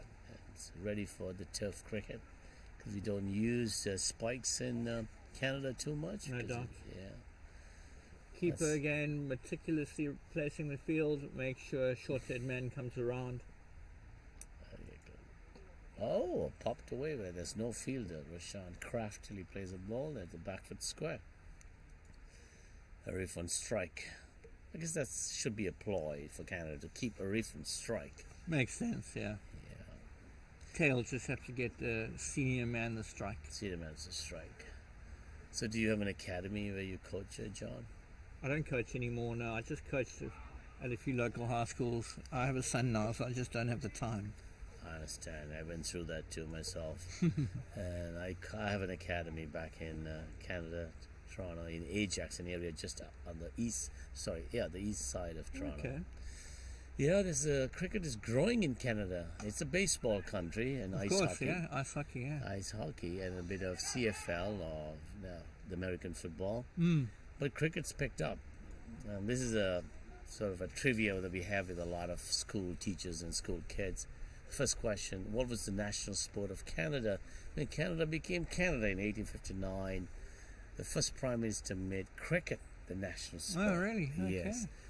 Today it's lacrosse, and not baseball or hockey, it's lacrosse.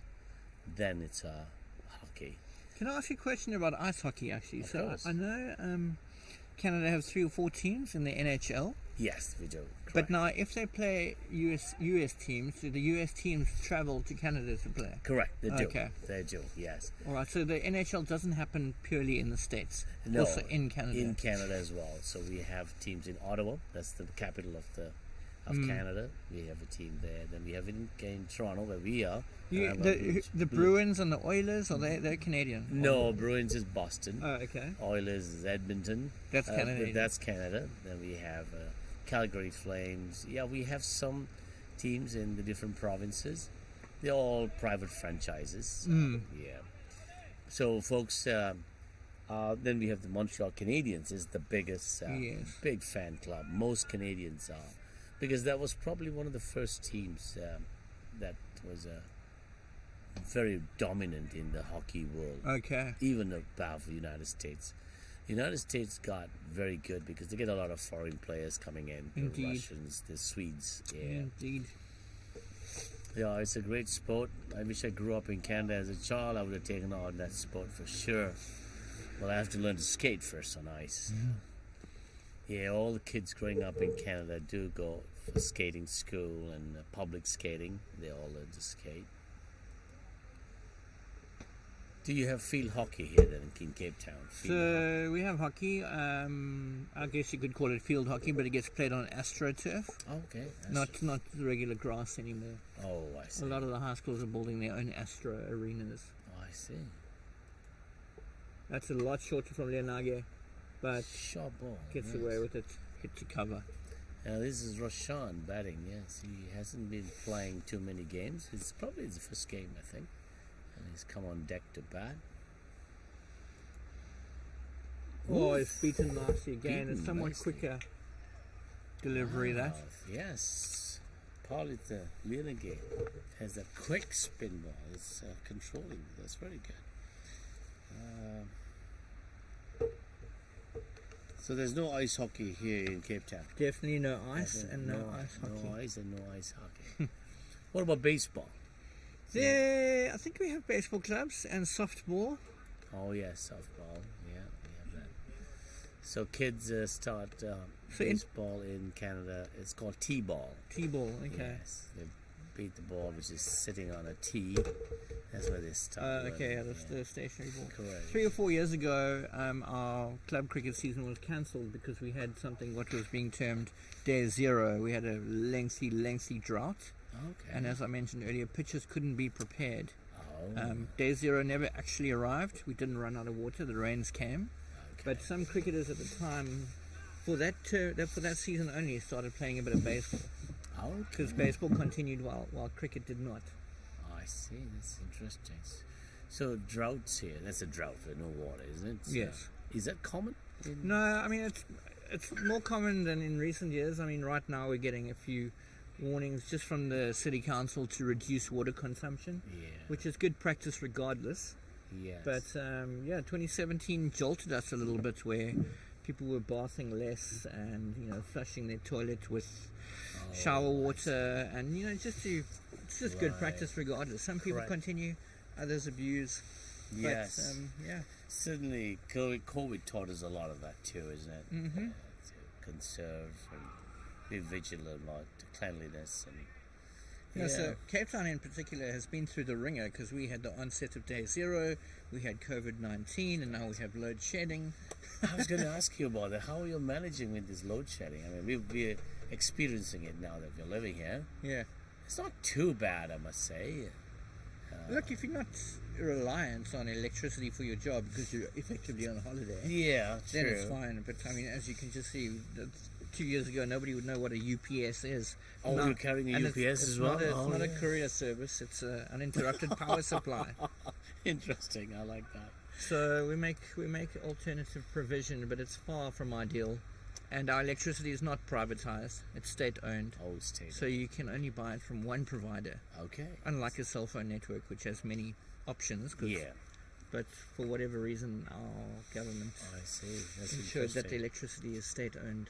Okay, yeah, load shedding. I was talking to this lady on the plane coming here from Amsterdam. I came through Amsterdam, and she was saying, "Oh, her children have moved out of South Africa to Netherlands because apparently this has been going on for a few years, isn't it? 13, 13 years of load shedding. but more severely in the last 2 years. Oh, okay. But last 2 years. Has Yeah. been, It comes you have and three goes, stages but of it. Yeah. It comes and goes, but in the last 2 years it's been quite severe, and in the last 6 months more severe than ever. So yes, I see. they do it in stages, when each stage higher basically means more hours of it. Oh, I see. So it's been as high as stage 6. I think see. right now we make somewhere in between 3 and 4. Yes, I see that. Yeah. Anyway, back to the cricket. Yes, Lianage. Oh, And he beats his man and outside the beats off his stump. man on the off again. And this is Arif who's been there a few overs, and he knows what's going on. Playing the wrong line, wouldn't that be? I think he played the wrong line. Here comes again, Lena Gay. Toss up. Right now, no call for a run by Rashad. Probably to tease the field a little bit.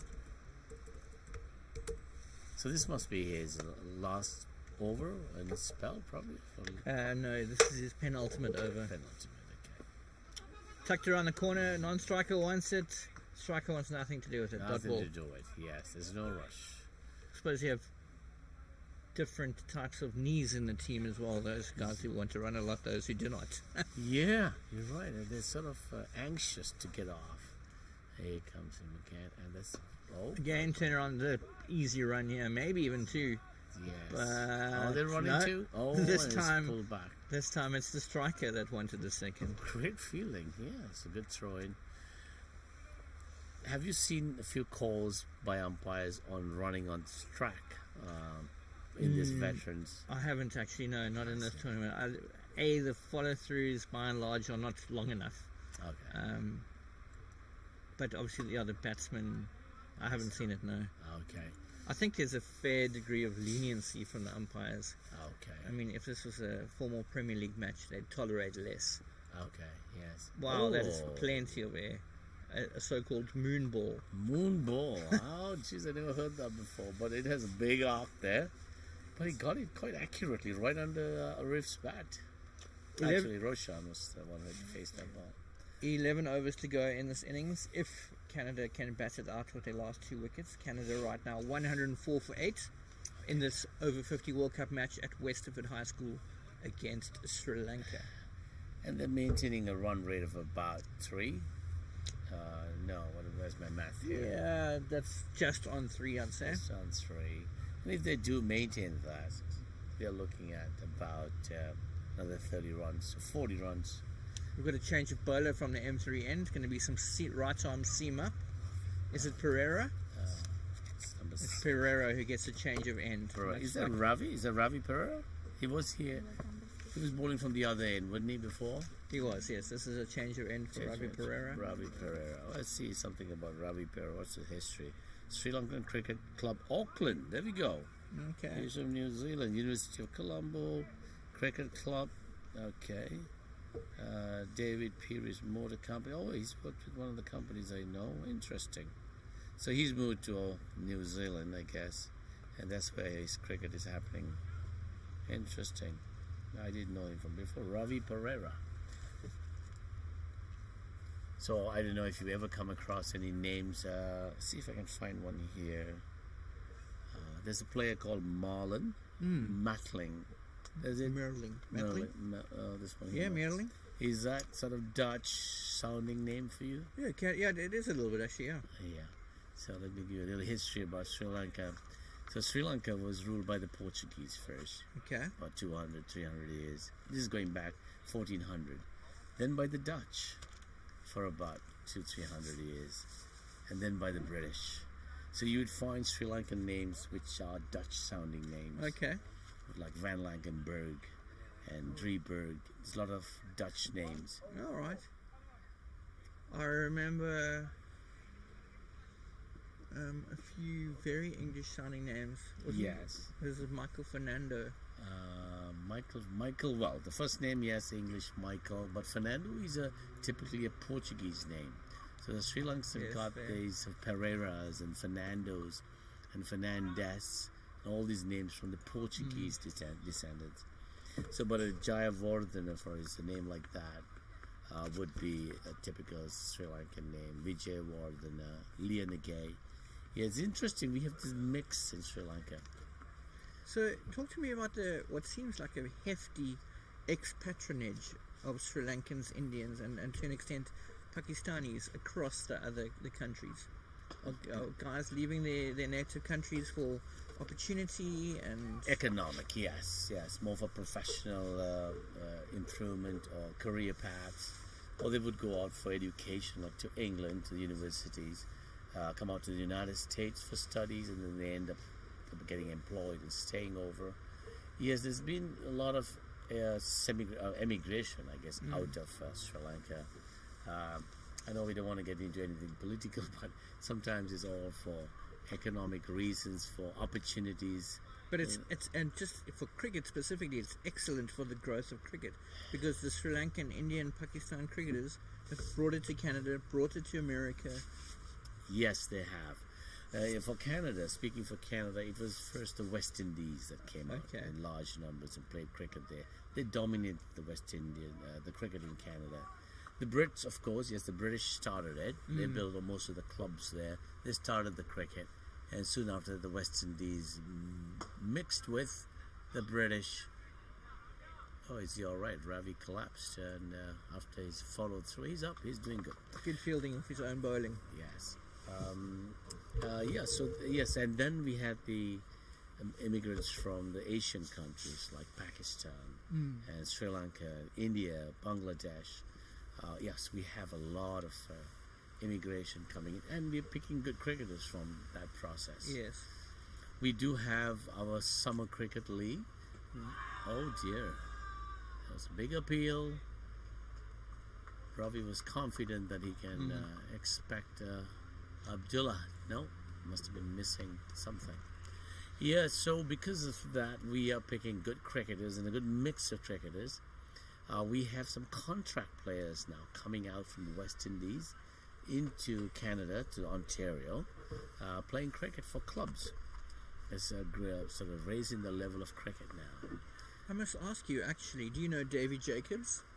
Yes, Davy Jacobs plays for a club in Ontario, and he's a coach. Yes, he is. For Ontario Cricket Academy.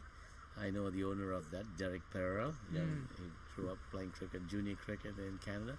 Yeah, Davy he captained Canada as well for one of the tours. So you know he is South African. Yes, I know. He played for the Warriors back in the day, and even had an IPL gig with the Mumbai Indians. Oh, he did, yes. He's a great help for cricket in Canada. He was a coach. Into his muscle cars. Yes, he is, yes. And he's made friends with some of the other national players who are into that sport. Yeah, we have drag racing and stuff like that going on in Canada. Yeah, Davey now has retired from the national team, but he's very actively a coach in the academy. It's one of the bigger academies we have in Ontario, Toronto. I keep saying Ontario. Ontario is a province, and Toronto is where we are the city. Yeah, and that academy brings out teams around the world, and they bring out some excellent cricket talent. And professionally, although I haven't seen it in a while, you had the Global T20 Canada. Yes, It we hasn't No, been going. with COVID, we have held off that for a bit. We had success in that with great star players coming out and playing there. And yes, it just hasn't happened. I think they're talking about it again. And I think it may happen somewhere in September. Okay. Some form of the GT20. It's a very busy calendar now with Major League, minor league cricket in the US as well as the Caribbean Premier League. That's now right, you also CBL. want to squeeze in the GT20. Yeah, it's certainly we're getting good sponsorship from folks in India. I think they're the main sponsors. That was Good close. running, and actually a very, very good shot there. Dribbled down to third man for 2. Yes, it was great. The pace of the ball helps that. We were talking about that yesterday with Wayne, how if you hit the ball too hard into the boundary, you only limited to 1 run. But if you soft hands on the bat, that would give you the opportunity to take a double. Yeah.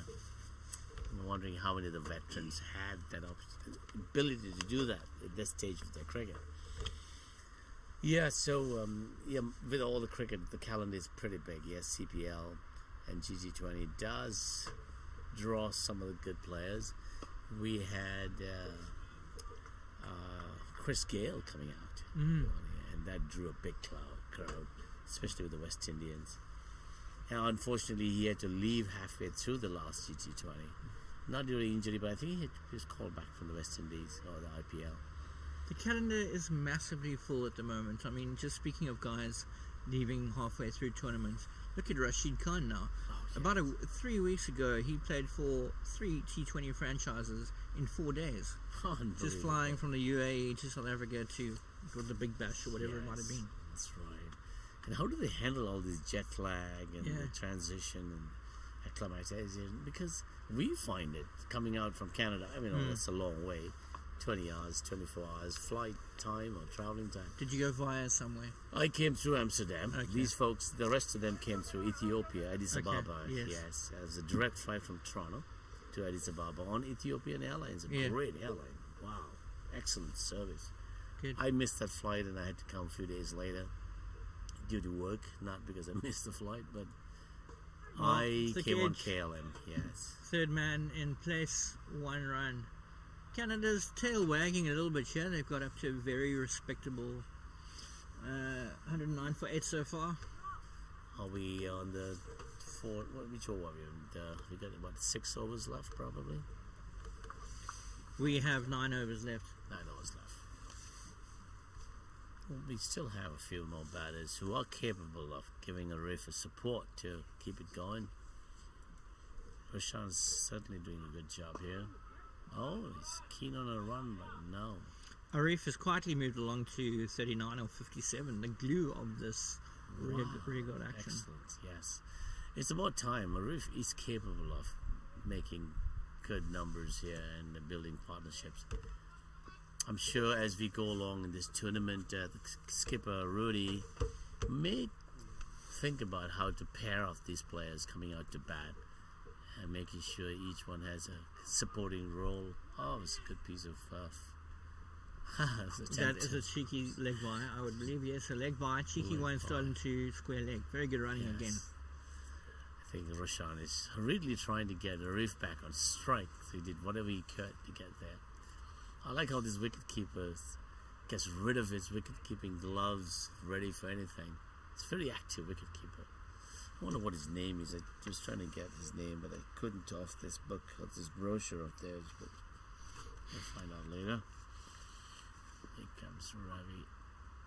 Bit of a slow ball. Is that an inside edge? Yes, it is. And Batsman he walks off. again. Good sportsmanship. Yeah, Abdullah didn't have to do anything.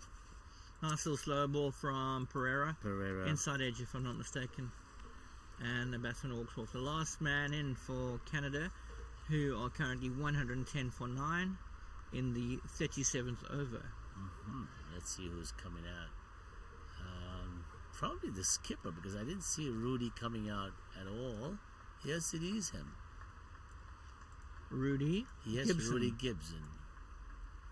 He's a fairly good bat. He's not a 11th man, but obviously he has some plans coming in at the end. Is Rudy his nickname? Is his first name Christina? Christian, yeah, we call him Rudy. Okay. Yes, Rudy. He's been here before with the 2020 The tournament. COVID edition, yeah. Yes, and we had to go away after the West Indian game. West Indies batted, scored 250, Yeah. and then the authorities came and said, please leave.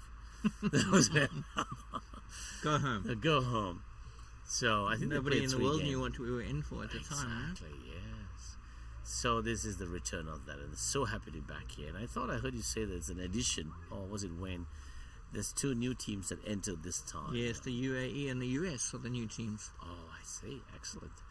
So 14 teams. That's a great group of players, teams from different countries. Here's Just Pereira again. Yes, to Rudy, who just came in. Who reached out, played a forward defensive way up in front of his face, making sure any movement is smothered. Interesting. Roshan and Rudy. Roshan. So Roshan is Sri Lankan and Rudy is Trinidadian, I think. All right. Yeah, so we're gonna. Rudy's played lots of cricket in Toronto. He's played for many clubs.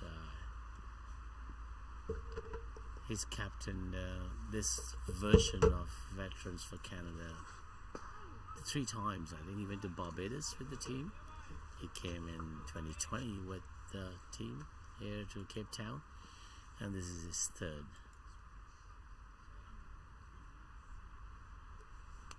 So I'm told that the next over 50 might be, or am I guessing where the over 60? The over 60 is going to be in India, Chennai, or Madras. right. I wonder where the next over 50 might be. Is it played every 2 years? Is it? I do not know. No, I don't know that either. So at the end of the over, we see probably this is Leona Gay or Polita's last over, I think. Or I is think it it's a change? change. Oh, it's a change. It's a Okay. leggy by the look of it. Yes, the action one. And he's let me see who that is. That could be. Oh, this is number 12. No, 72. Common. Oh, sorry, what was the name? Common. Oh, Common. Oh, yeah, here it is. Big looping leg spin. Wow, yes. Common Maputana. So, Common Maputana. Let's see what he's about. NCC Pandura. These are the names of the clubs they play there. Oops. And Sri Lanka under 19. Yes, he's played for the member of the Sri Lanka under 19 in these days. Sri Lanka A and Sri Lanka under 24 played in the professional cricket. Oh, nice diving stop from cover. At least probably stops at 2. Also, he's from Australia. He's now Melbourne, Australia. And he played a bit of Premier cricket in England. 4 years in the Bangladesh Premier League. Oh, he's been around. Played 4 years in the Bangladesh Premier League. Yes, that's right. Interesting. Maputana, Carmen. All right. Leg spin. What do you think of his leg spin? Is it? It's quite slow leg spin. Certainly a lot of air. Yeah. You think he'll have the googly as well? I wonder. As a coach, is it sometimes teaching how to read the googly versus all this? Yeah, you got to watch the ball from the hand, which is tough ask in itself. Yes, tough ask, especially with junior cricketers. They're trying to concentrate on their stroke play and leg work. and then you tell them to watch the fingers, Yeah, tell them to watch the ball, but then they've also got to watch the fingers. and the wrists. Isn't it a complex sport, isn't it? It really is. Maputano with a quicker one, and just straight dead batted. We have Ball this over up. in the world of hockey. When kids start hockey at a young age, they all want to be NHL players overnight. Parents think that weekend warriors, they think Yes. that they're all accomplished. But there's a saying among the coaching of the LTAD, the Long-Term Athletic Development Program in Canada, that it takes the 10-10-10 rule. Okay. 10 years, 10,000 hours, $10,000. So don't be in a rush. It's like going to university for education. Yes. You can become a professor or a PhD holder in a couple of years. Here's Yeah. Pereira to Rudy again from the M3 end. Oh. Oh, Rudy's adjusting to what his players went through all throughout. It's not the easiest of wickets. He's certainly playing safe by stepping forward for every ball. I've seen that with Rudy. He says, I'm not going to get beaten by all this. Adjustment is good, and adaptability, that's cricket. Quick adaptability. Here comes Ravi. Oh, Yep. loud call, come on, and Rudy makes a single. Rudy gets through for one. Yes, that's Short. interesting. He was mindful that the bowler missed that.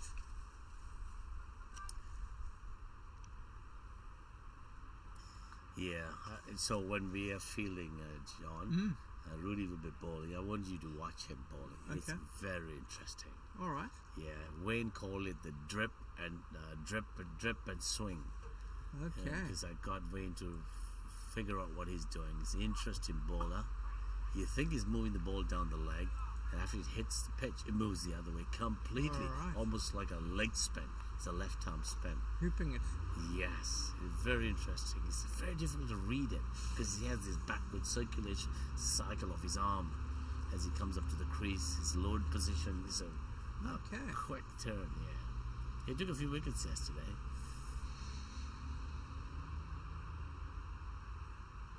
Here comes Ravi to Roshan. Fuller ball. Oh, Roshan managed to dab that down. Abdullah says 2 more balls to Martin. Yeah. We've done a bit of umpiring as well, John. I did a few levels and then 1 or 2 club games, but then realised it's not for me. Yes, time, isn't it? Yeah. So you're a new dad? He dad of about 3.5 years. Oh, lovely. That's good. Yeah. You got to do that part as a good dad, and you need to say you have a son. Yeah, Jack. Jack. Well, Jack definitely is going to play cricket, I'm sure.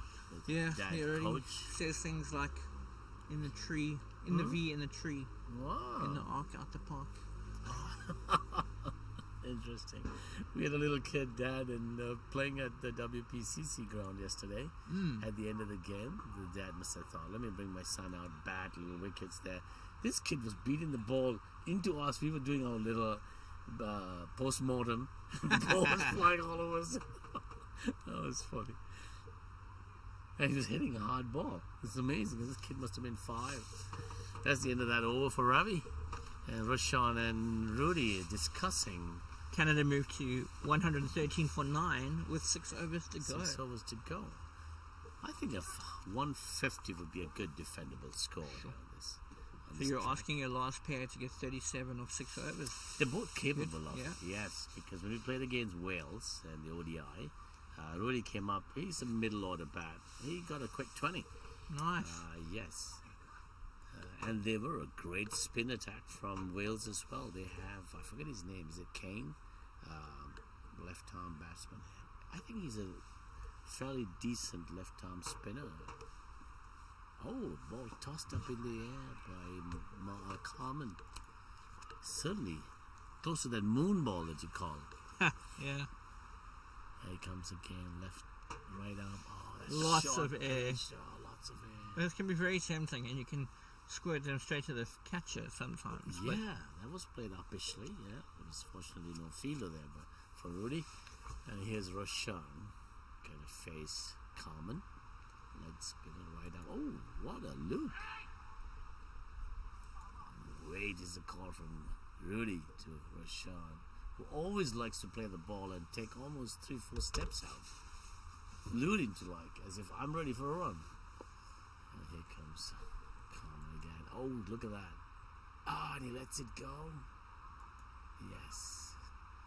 Guess this is the use of the feet, batting to spinners. How do you teach that, eh? Use your feet, go up to the... You got to do it with confidence. That's look at for sure.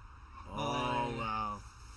Can third man, short turn man chases down, keep it to 1. Yes, he can.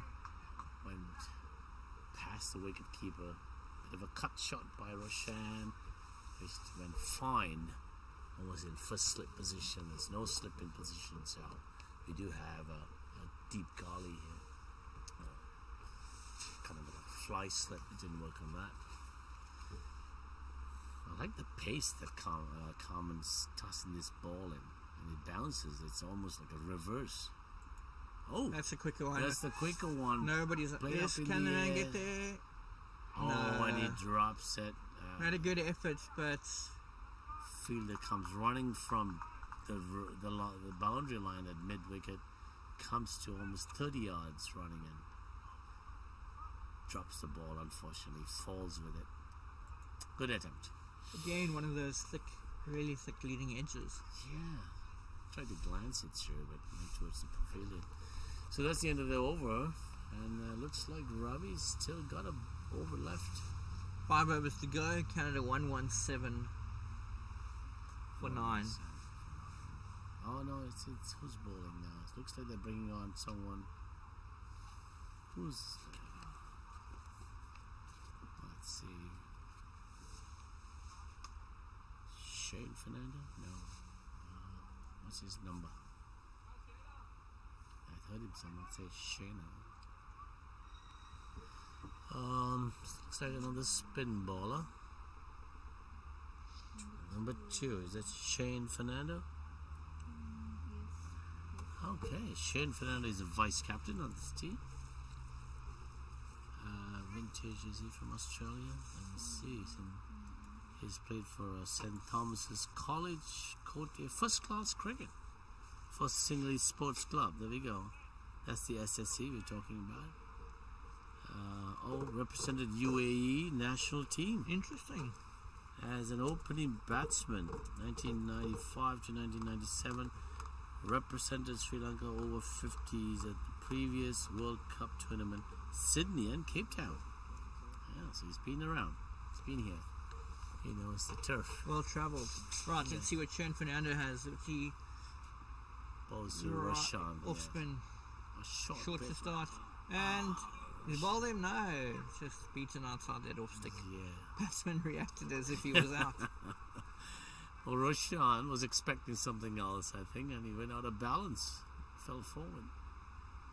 Wicketkeeper didn't have the ball, fortunately. Here comes Shane. Toss a great ball on the stumps. Forces Roshan to play a defensive stroke back to him. So back to Shane.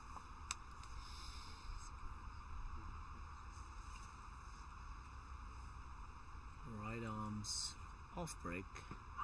Oh, interesting shot selection there. Yes. Not very orthodox. That's exactly No, what we're no foul. talking about. Playing straight, and I guess Roshan decided to go to his ladder style, probably. Here's a quick cut. So I was talking to Wayne, the commentator who was here yesterday, and he said his coach said that never cut an offie. Oh, really? Yeah, I was going, it's interesting.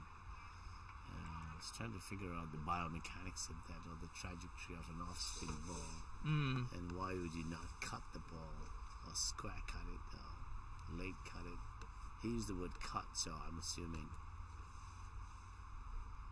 And then as he said that, someone was out caught cutting a offie, And then he had a shout out to his coach saying, I forget the name though, it's a South African coach. That's the end of the over. Is there only one run in that? Or was it a maiden? No. So Canada won 8 for 9 after 41 overs. We enter possibly as many as 4 overs of the last innings if Canada maintain their last wicket. Hanging in there, Roshan and Rudy for Canada, last pair. With 4 overs left, and who's the bowler? It's the same as Carmen again, Carmen Maputana. They're fresh, so they're probably going to bowl out these last 4 overs. Wicket keeper is yeah, there we go, on the line, on the leg side. Well played by Roshan, uses feet. Certainly striking the ball clean. We have 2 on the leg side, deep backward square and deep mid wicket. So much air. Tossed up. Oh, Well played. caught and bowled opportunity almost. Almost, yes. A little too wide for Carmen, I think. Looks like Roshan was keen to get his skipper on strike. Rudy's taking. Here comes. Beating him. Beaten. Wicketkeeper juggled the ball a bit, but it's a good catch. Good collection, rather. Going through the overs quickly. It's good. Oh, his ball tossed up. Oh, and Rudy falls, and he's out. Yeah. Rudy, when playing that ball, fell on the wicket. Ball was caught at backward, actually more backward point. And that's the end of the Canadian batting innings. They're all out. So Canada all out for 119. After the break, Sri Lanka will start their chase of 120. Just a quick look at the scorecard in total. The top scorer for Canada was Arif Talati, who got 39, and Bede Anadapa, who got 31. The Sri Lankan attack, the top bowler, 3 wickets for Suwanji Madanayake, and then 2 wickets for Ravi Pereira, the right-arm seamer. You are watching this over-50 World Cup match between Sri Lanka and Canada at Westerford High School in Cape Town, South Africa. Coverage will resume in about half an hour's time. Thank you for joining us.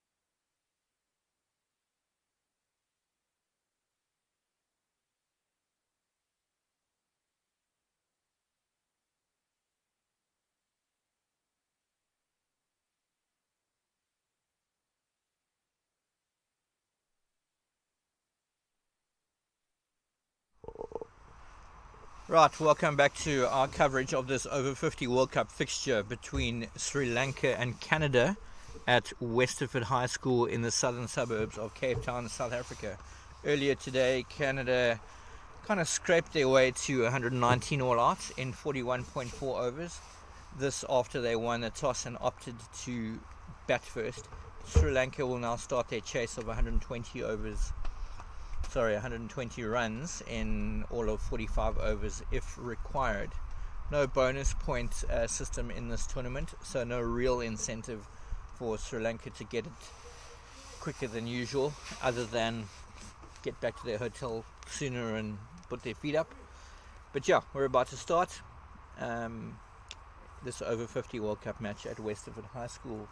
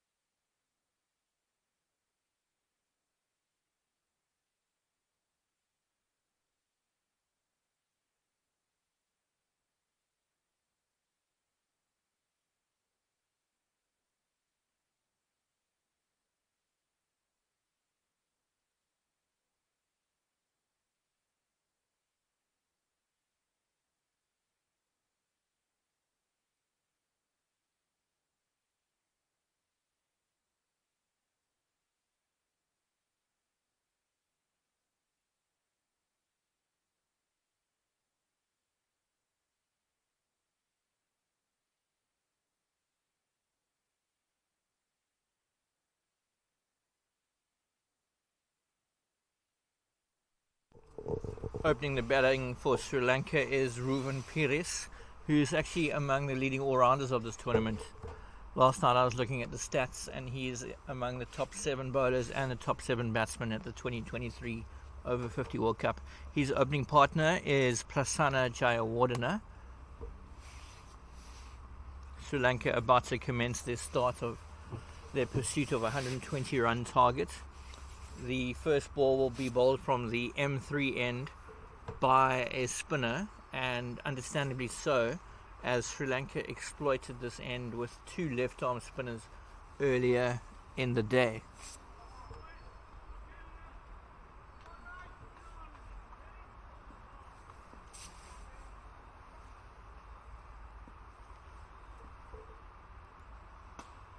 Huge shot to begin with. First ball of the innings, big one, 6 runs over long on.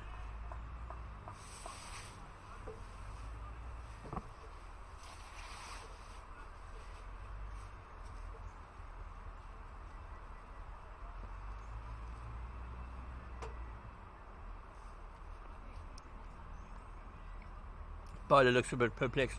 Immediately long on goes back. Talk about chasing the ball, giving yourself early cover. Long on, deep mid wicket. We've also got a deep cover in place. This time, batsman's on the cut, takes one to that very deep cover.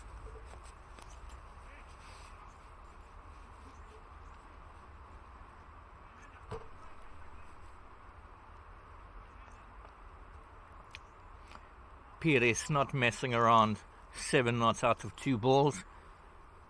And Nadapa, who earlier did quite well with the bat, not starting very well with the ball. On we go.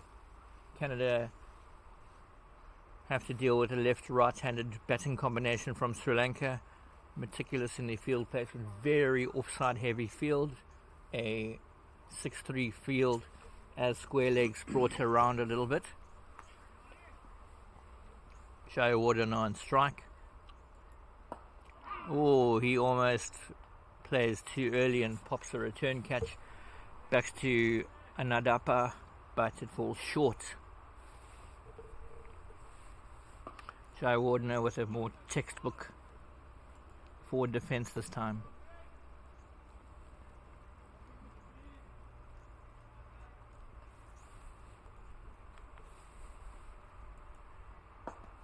Jayawardena lofts this one over mid-on's head.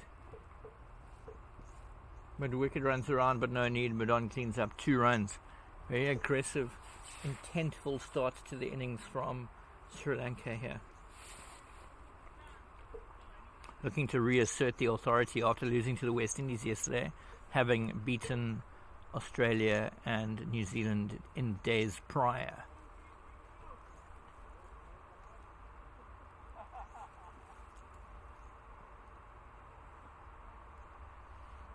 Tickle around the corner, no run. So concludes the over. Sri Lanka 9 without loss after the first over, pursuing a 120 run target. News from elsewhere in the tournament: Wales, having been bowled out for 45 against India yesterday, have reached 200 plus against tournament favourites and tournament hosts South Africa. Mike Cann scoring 67 for Wales, and Simon Wood complementing that with 57.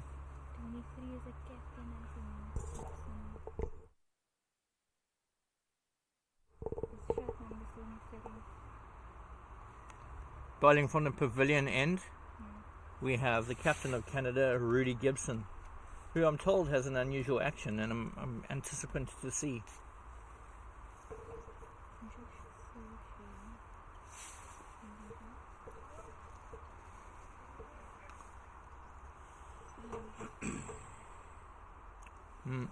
Not that unusual. Just left arm slow.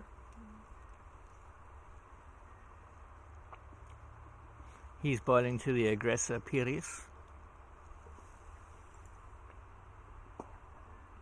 Pires pushes one to cover, easy run cover defensively deep there. Jayawardene on strike. Let's see what field changes we might have for the right-hander, Jayawardene. One slip still in place. Man runs from the onside to gully and then is sent to square leg just for a bit of a jog around.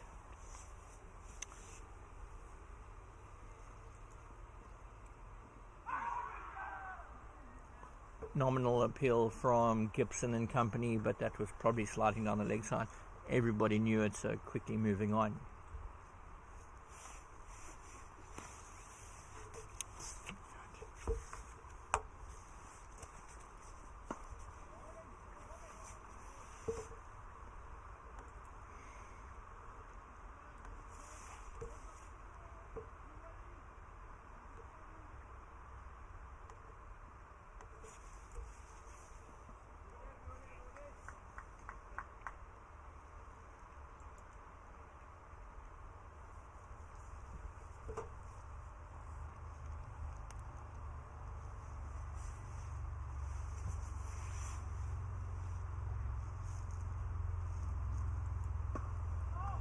Off the back foot, punches it to cover, no run. So concludes Gibson's opening over. Sri Lanka 10 without loss after 2 overs.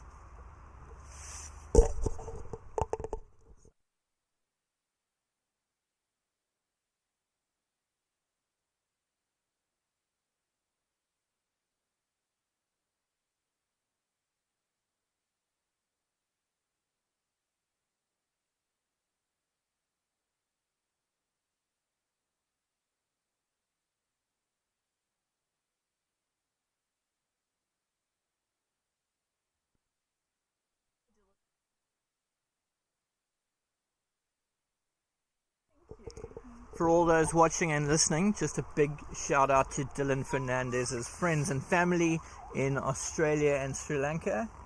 He bowled a solid opening spell for a big left armer earlier today at this Over-50 World Cup match, Westerford High School, between Sri Lanka and Canada. So there it is, a big shout out to Dylan's friends and family.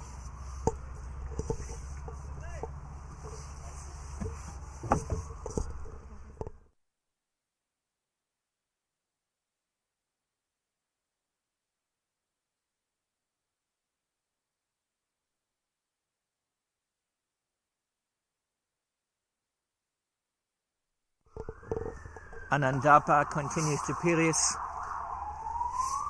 Pires, interestingly, if he gets out, say, about 20 today, he'll become this year's tournament's leading run scorer, overtaking Brandon Nash from South Africa. That said, Brandon Nash could get some runs against Wales today. Pires runs really well, just dropping and running to cover again. Canada could consider a slightly more aggressive field here, given that they have a modest total and they're not going to defend these runs, but they can at least attempt to bowl Sri Lanka out.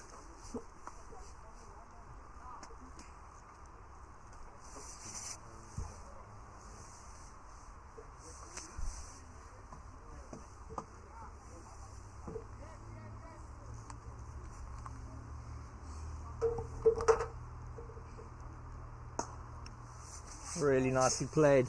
Great presence of mind to actually just keep that along the ground. Jai Wardner goes down the ground for 1. And there's some silly overthrows. And 1 turns to 2. A little bit sloppy from Canada there, who don't have a single to spare.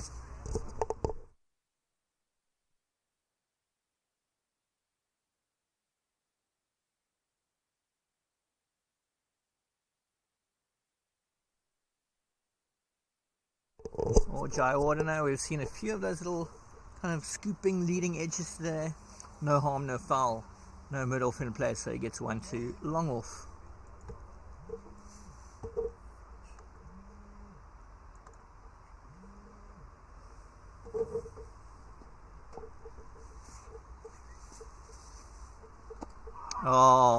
Sharper, maybe flatter, quicker delivery. Pires tries cut, chops on. Canada have a nice early breakthrough, and that is a big wicket. Ruben Pires being one of the leading batsmen and leading all-rounders of this tournament. You can see the bowler elated with that dismissal. Nice work from Bede Anandapa.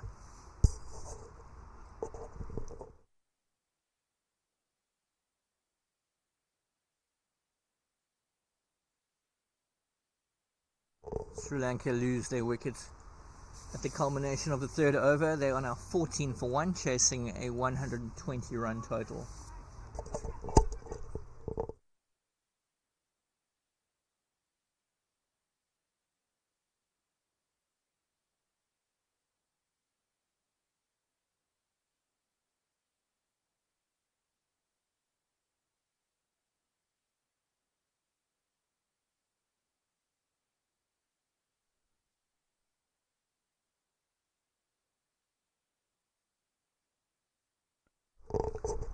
Rudy Gibson to continue with the new man at the crease.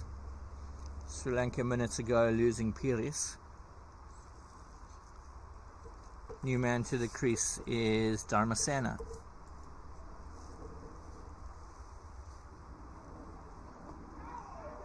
Two right-handers at the crease now. Canada will be happy with that, not too much shifting and swapping of the field every delivery. Here's Dharmasena to take strike.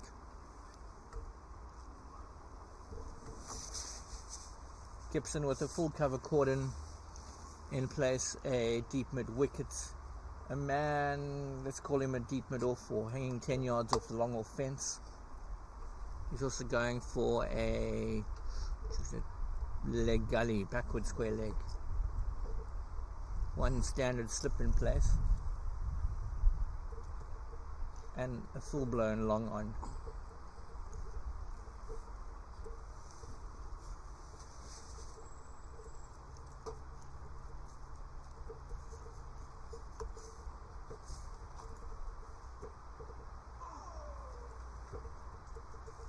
Nice little sighter for Dharmasena, who just leaves the off stump delivery offered by Gibson alone. And again,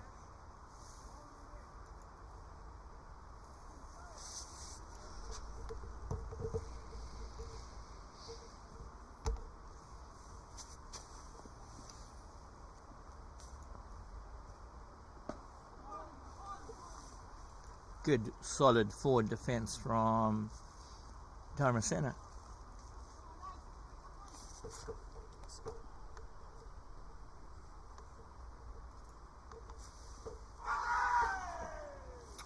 squeezes past slip, thickish edge. Batsmen get around for 2.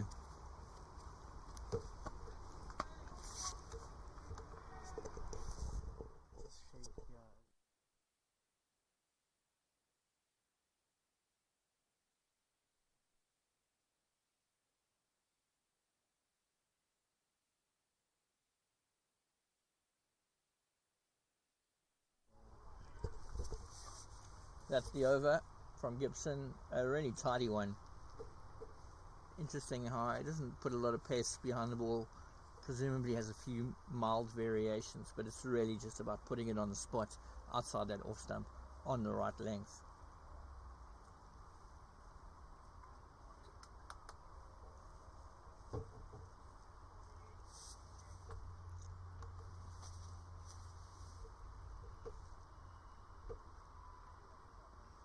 Bead Anandapa to continue.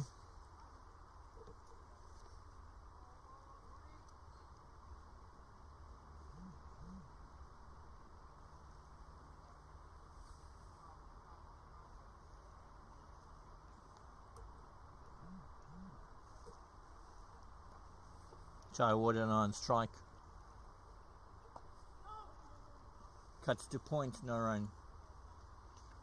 See Sri Lanka used to the slower wickets, playing the ball a lot later than Canada were earlier.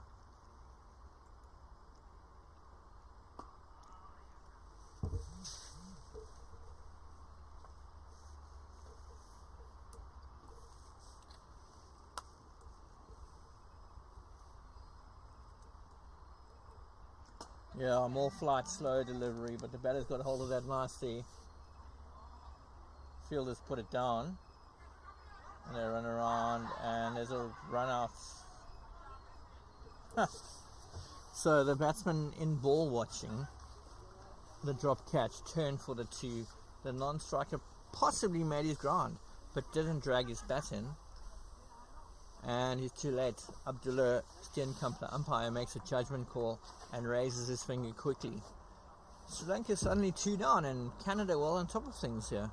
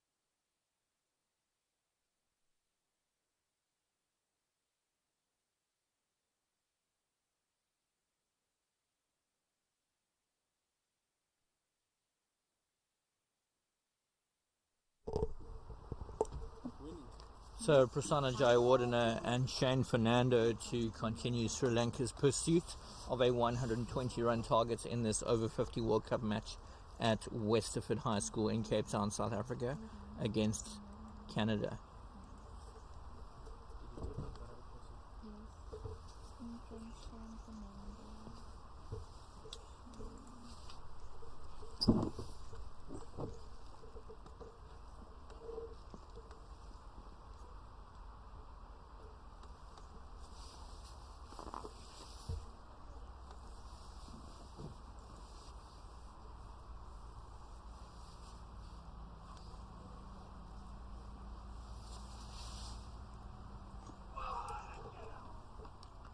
Not for the first time today. Sri Lanka struggling with the pace and almost chopping onto the stumps.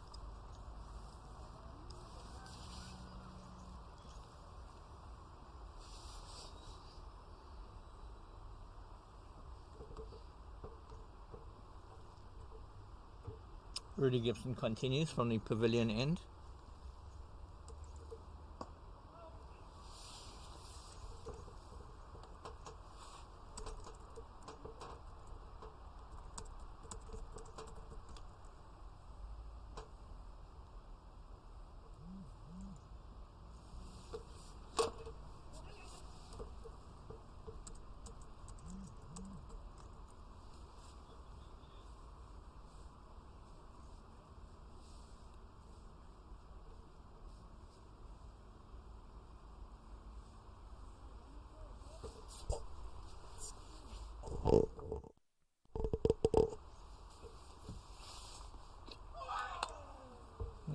Slower stuff there from Gibson, varying his pace nicely. Beats the man on the cut.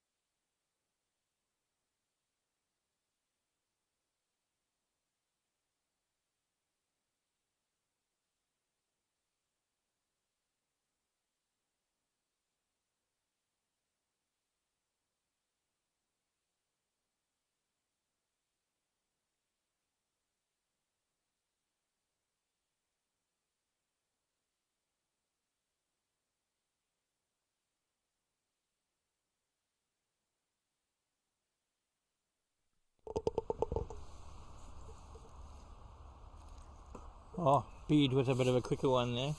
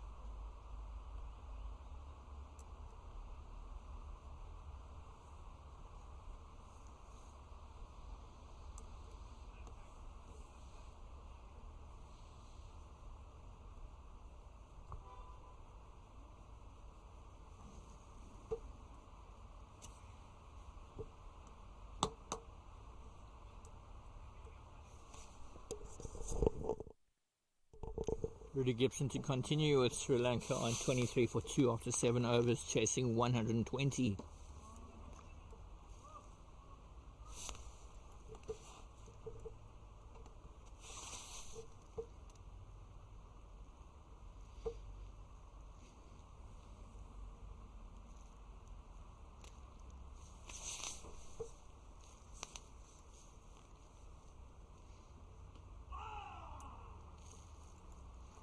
Gibson beating his man on the cut again.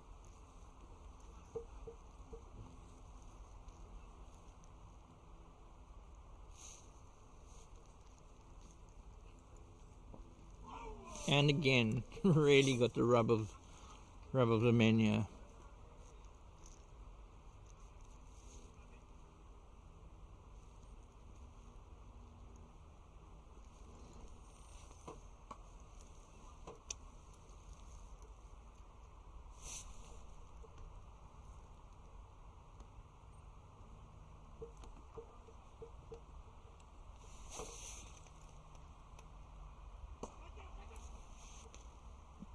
Down the ground for 1.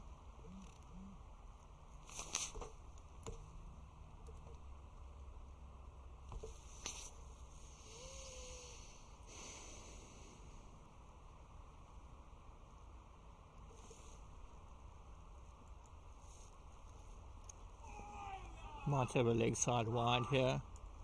Indeed we do.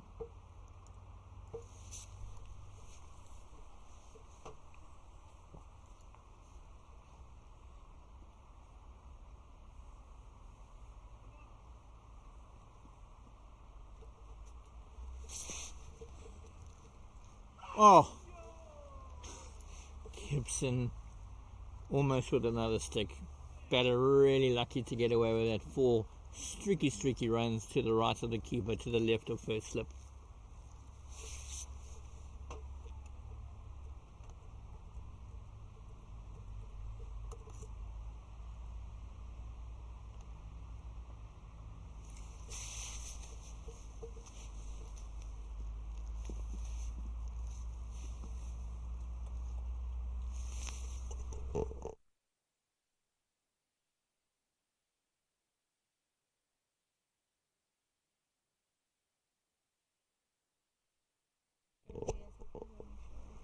Okay, thanks.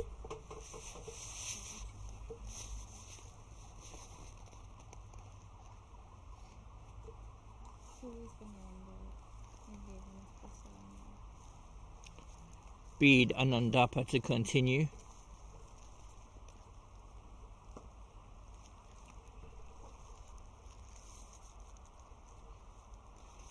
Prasanna Jayawardene realising the important role he has to play here, given Sri Lanka's 2 early wickets.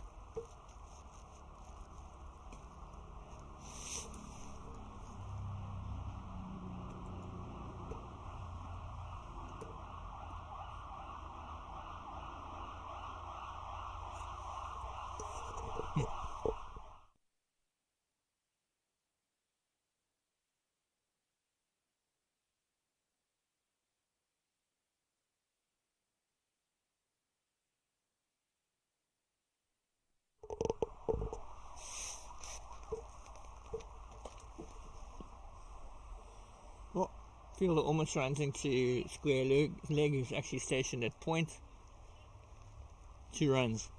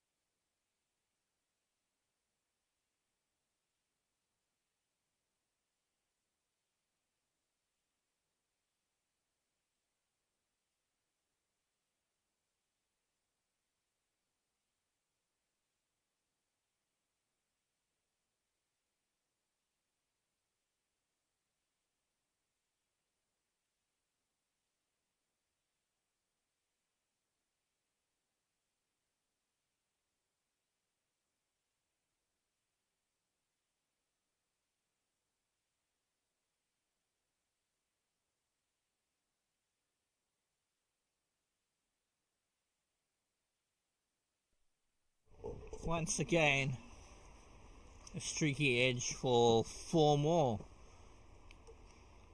Philip, who was commentating with me earlier, just not taking the catches behind the stumps.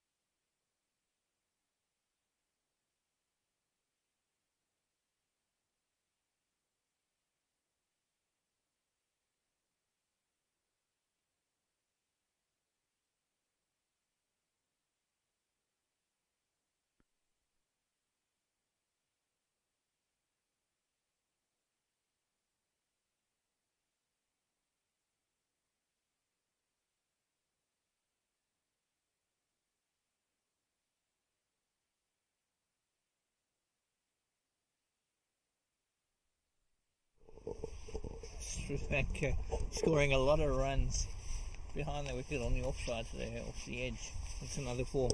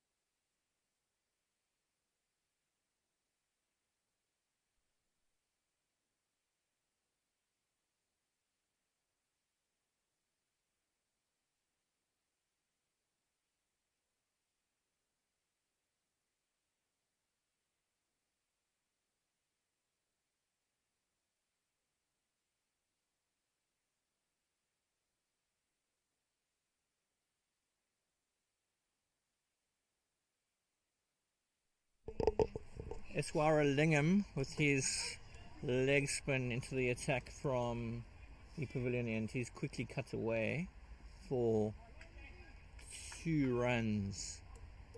My view is obscured, but yeah, fielder hauled that in off the bat of Fernando for 2 runs.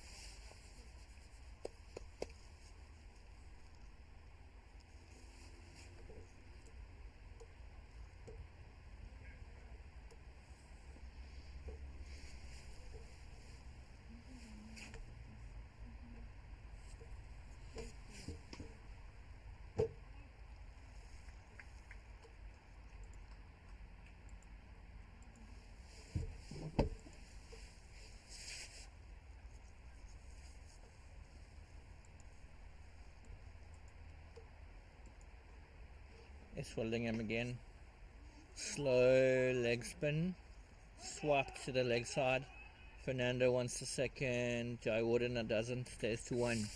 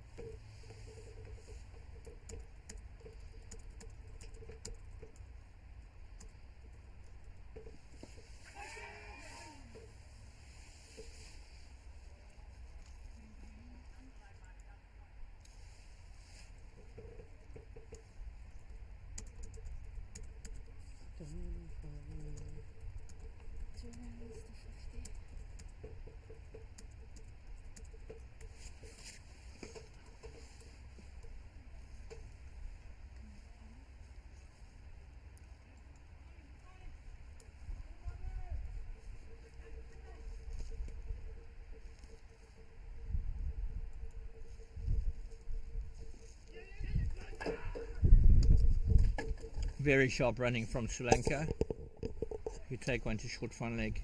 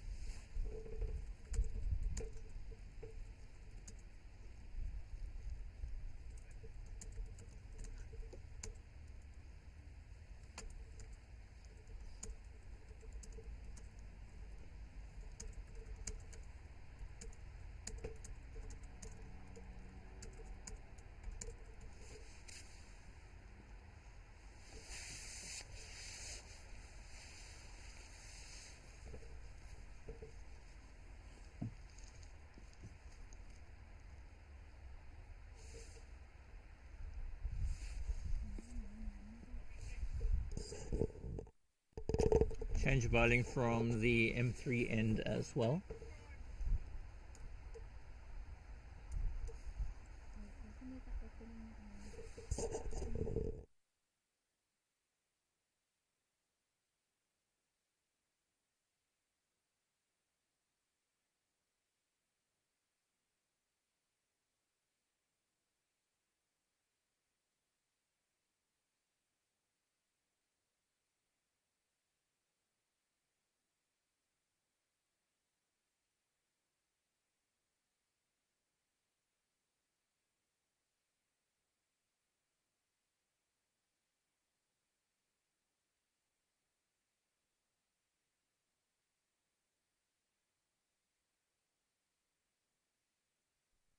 Vishan Damel into the attack from the M3 end.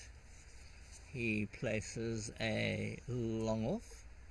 He wants his square leg a bit squarer and deep mid wicket to come around a little bit.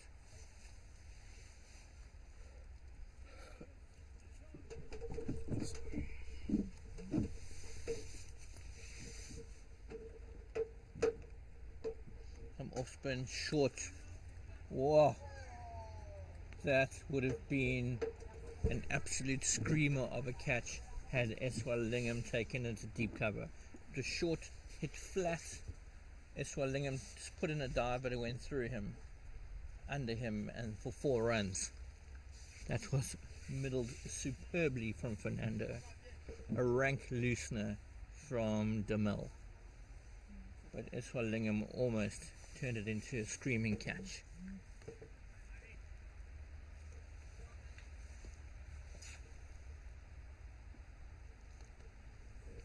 .50 up for Sri Lanka, chasing 120.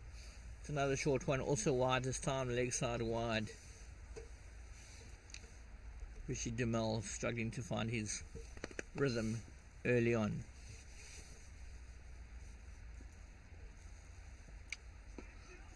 Better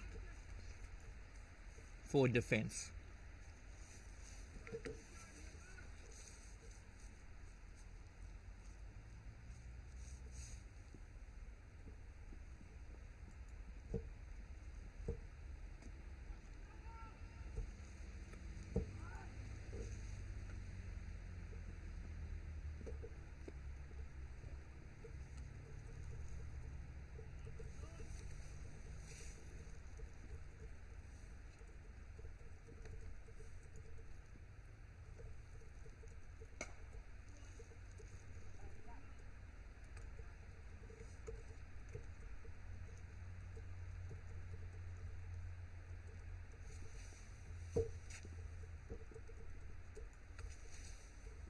More air this time. Fernando hurdles it to backward square.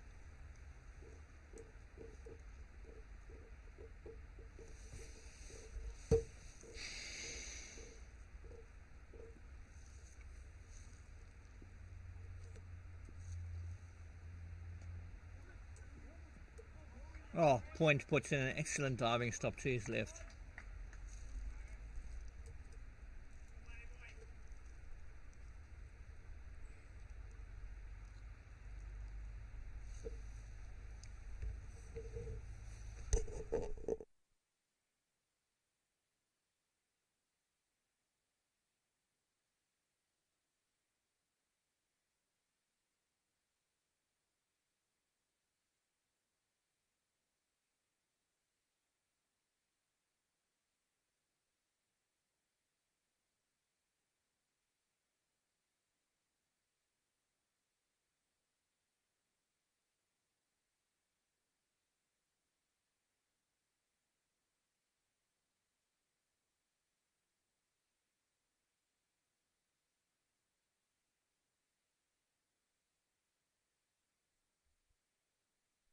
Eswalingham, the leg spinner, continues from the pavilion end. Fernando backs away, looks to slice it through cover, but cover's well placed to field that dot ball. Fernando the aggressor here, while Jayawardene is playing the foil. This one a bit of a wrong-in from Eswalingham, who doesn't bring his wrist over it as much as he did previously. Nudge to third man for one.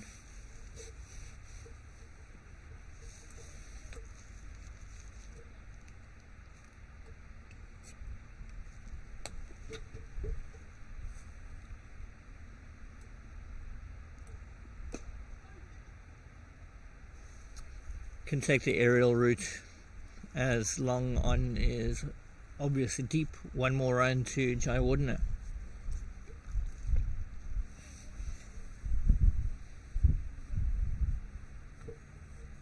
Sri Lanka almost halfway through this 120 run chase. Taken behind the stumps. Eswalingham strikes. Fernando's got to go. Really sharp keeping there actually after them. Some arguably challenging keeping earlier. Dr. Phil takes his man.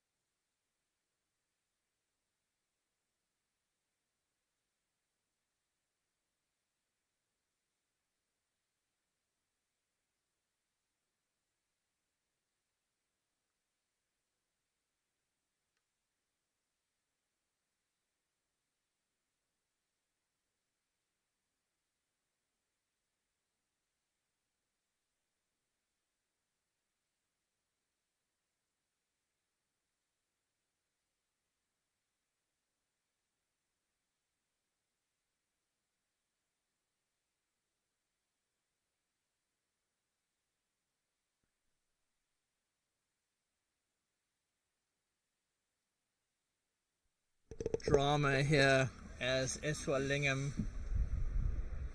bowls his man. First delivery, but it's square leg who's called a no ball, suggesting that there's a fielding error. Abdullah Steenkamp, the umpire, stepping in. Yeah, too many men out. Too many men out of the ring in this power play. Really sharp square leg umpiring from Abdullah Steenkamp. Very unfortunate for the bowler. Huge reprieve for the new batsman. And at the end of it all, a free hit.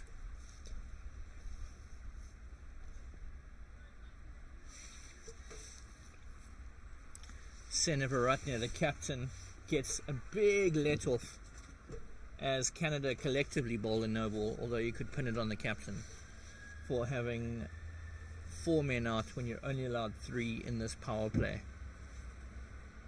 Take nothing away from it. Great cricket delivery from Eswalingham, but all to no avail.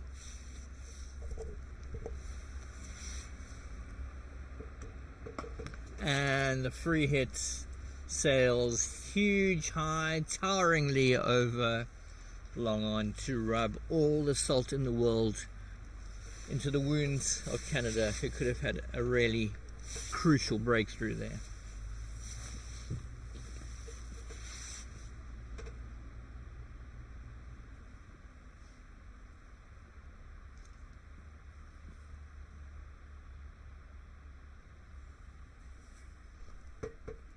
Canada will learn from that mistake. Full toss, lets it land actually. So much air. Over up. Interesting mixed bag of an over.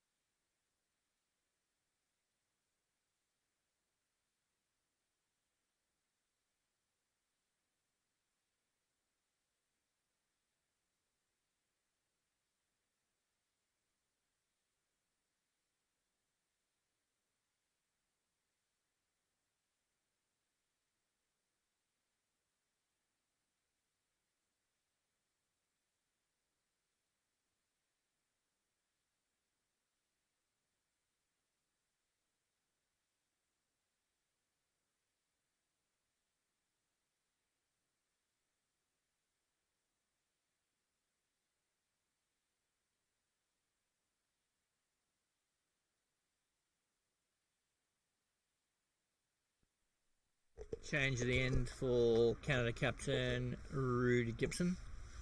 Prasanna Jayawardene on strike. Gibson now bowling from the M3 end with his left arm. Spin. Yo! He squeezes straight through. Jayawardene doesn't bowl him. No catch. No caught behind. Quite an entertaining passage of play over the last over or two.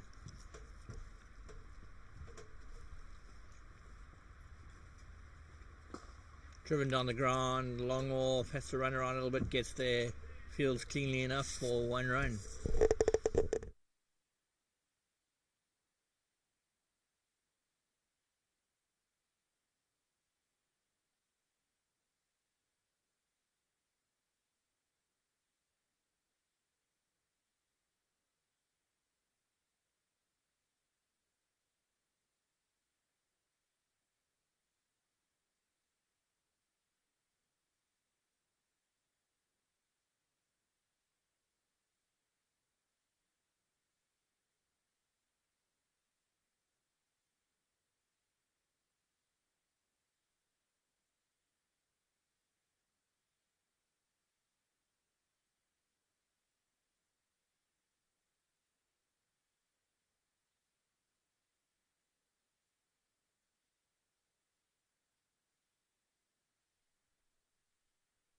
Gibson again to Jayawardene.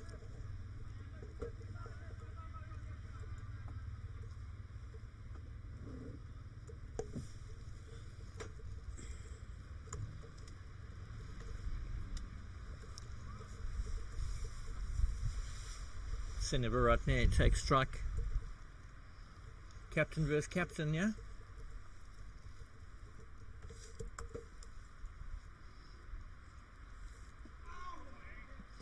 Gibson never in his life going to bowl a no ball, as he's about a full yard behind the front foot crease.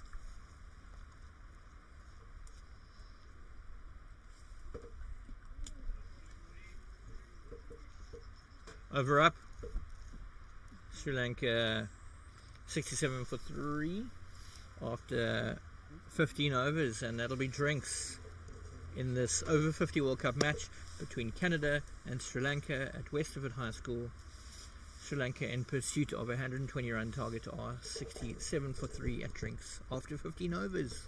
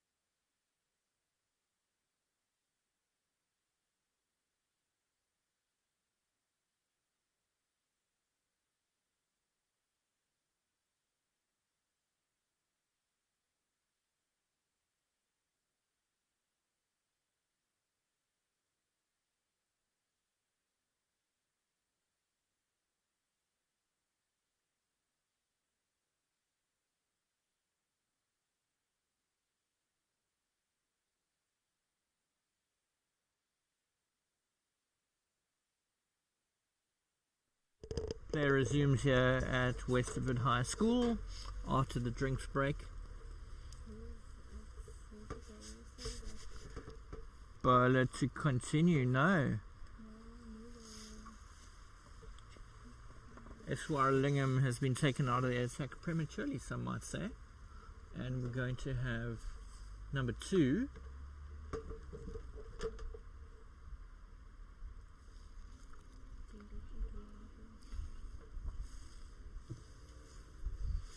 Derek Etwaru into the attack. Going to be, you guessed it, more spin. Etwaru coming into the attack, replacing Eswalingham from the pavilion end as play resumes after the drinks break.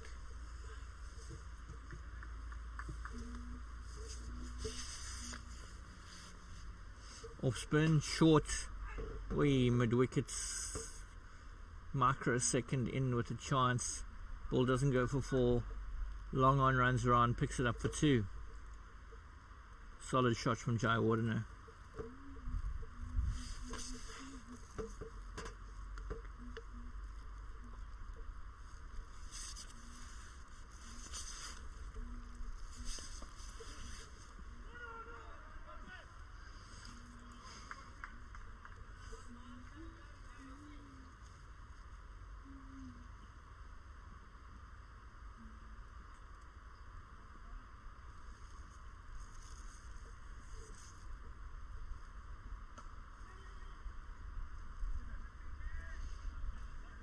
Jai Wardener cuts away, that'll be 4.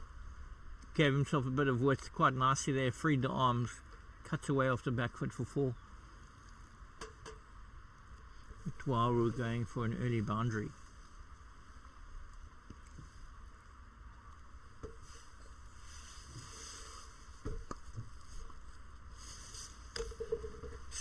Sri Lanka beginning to rattle along now in pursuit of this modest 120 run target. Lost 2 early wickets and then had a player bowled off a fielding no ball due to an errant field placement in the power play.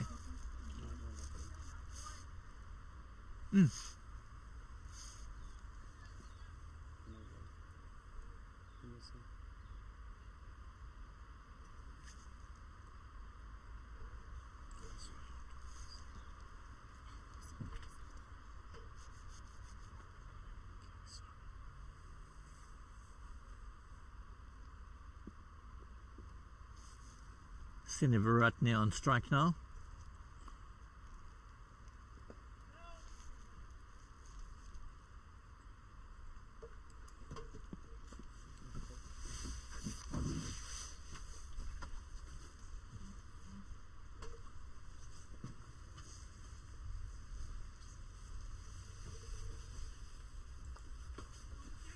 Sinivaratne pushes to deep cover, 1 run.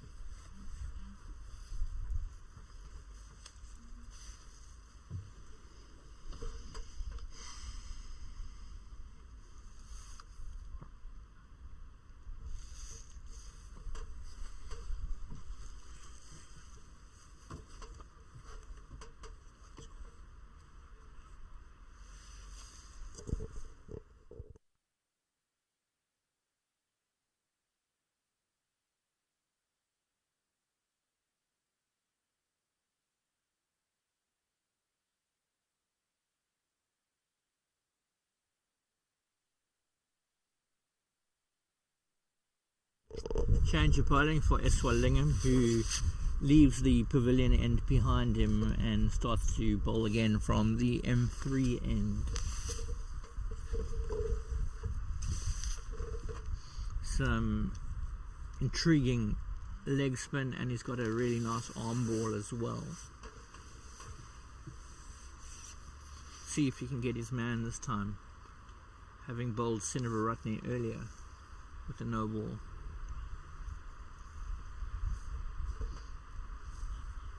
Long on in place, long off as well, long on definitely squarer. Oh, indeed he gets his man. Couple of overs later, having bowled the Sri Lankan captain, Sinivaratne off a no ball, Sinivaratne just struggles to read everything about that and loops a simple catch back to Eswalingam, who takes it with one hand. Sri Lanka 75 for 4 now in pursuit of 120.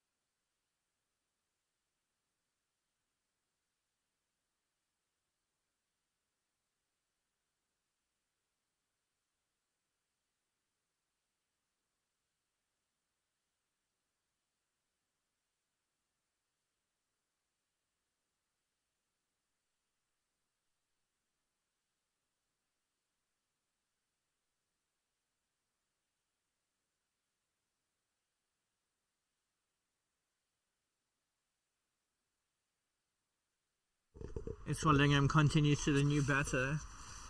Sri Lanka want to avoid a little wobble here.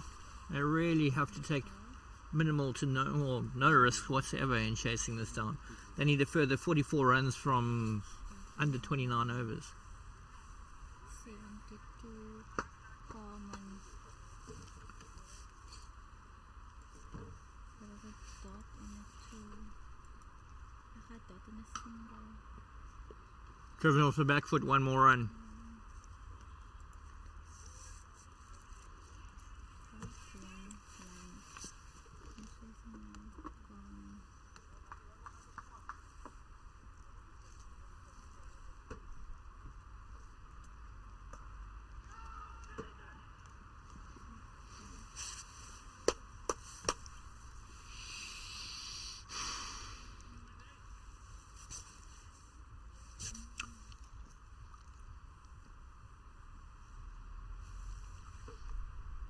Swallingham to Maputana, who cuts wonderfully well.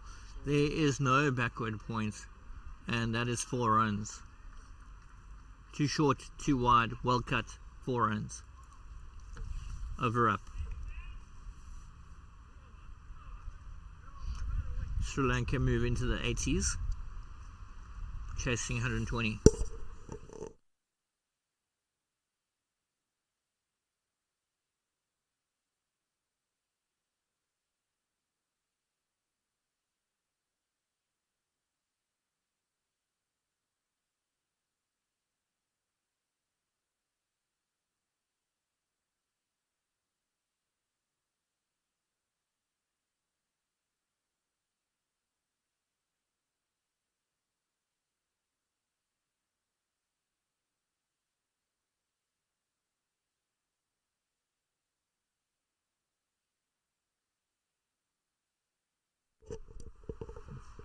But shorter from the bowler, hit down to the long on for 1.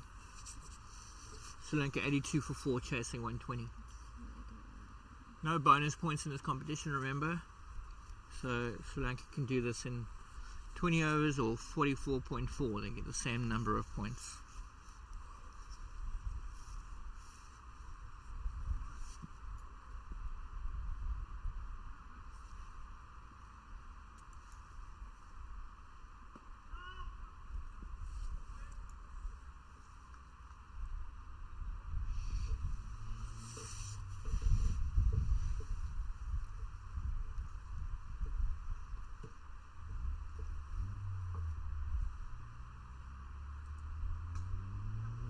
Oh, lovely cut shot from Maputana. Gets himself 4 more runs.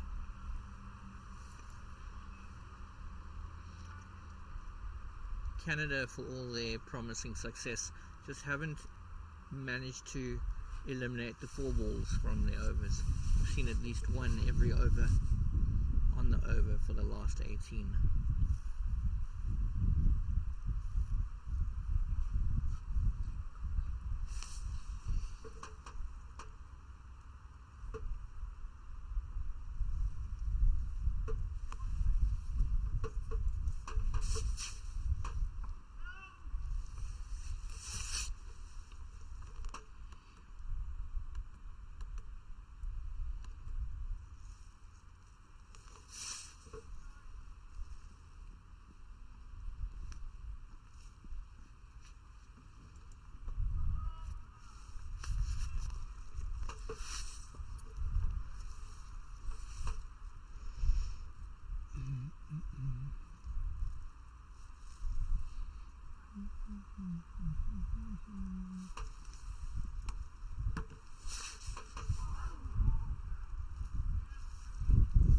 Tuaru thinks about the appeal, but batsman got a big stride in there and probably a bit of bat on it as well.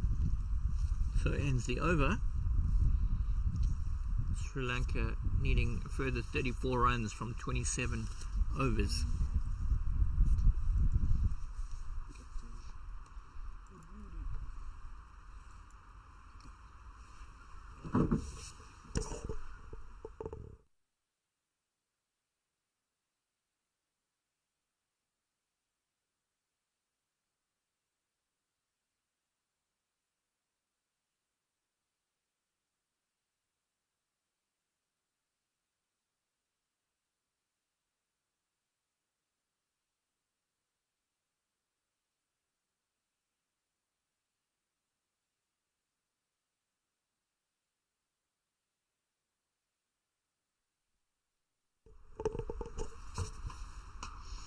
Oh, that is some nice timing and a bit sloppy from cover.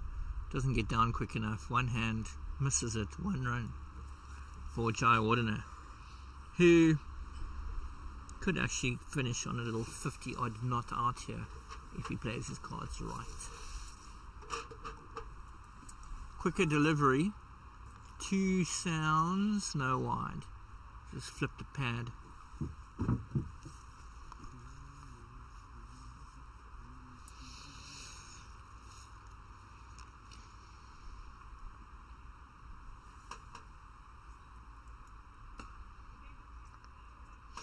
Oh, pity that. Fielded it better this time to get both hands to it, but actually deflected it on. Batsman take a single again.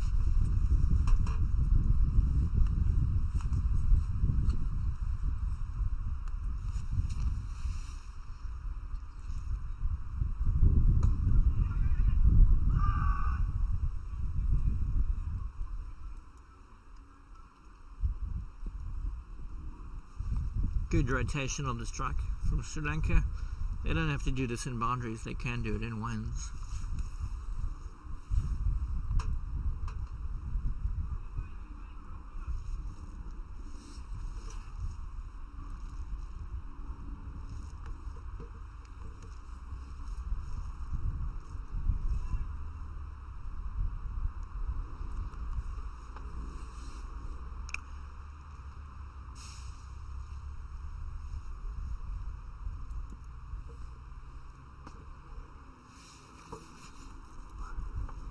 Over up, Sri Lanka 90 for 4, chasing 120.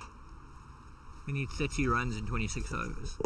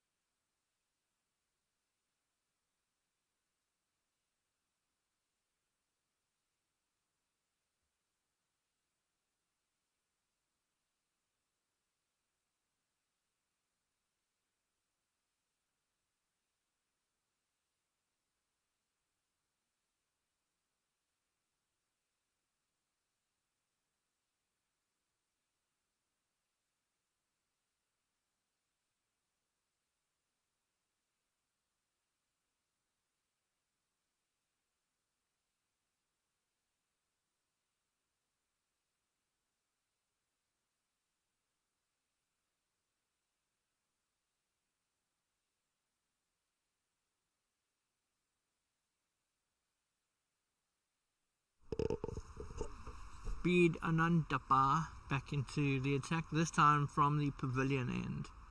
Probably one of the last rolls of the dice here from Canada.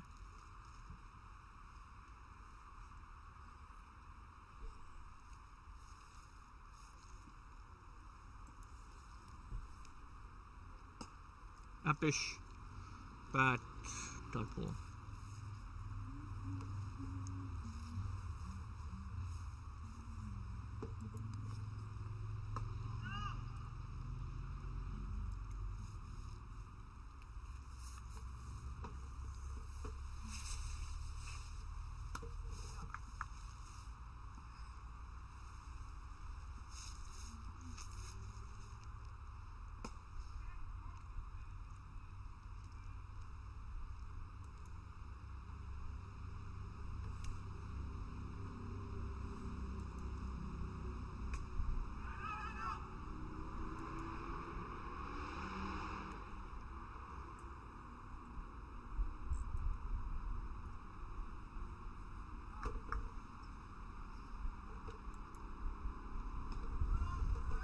Tidy return over from this Bead Anandapa.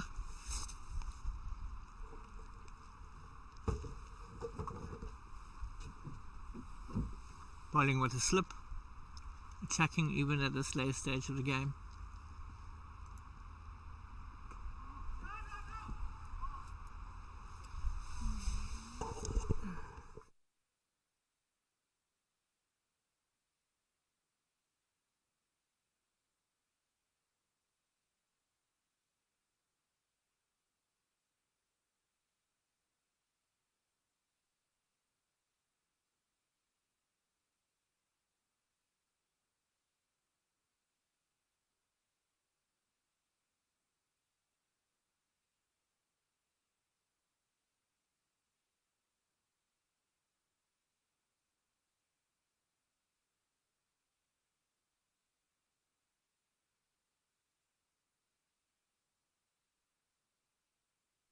Rudy Gibson continues.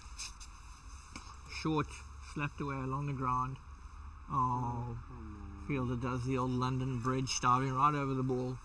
4 runs.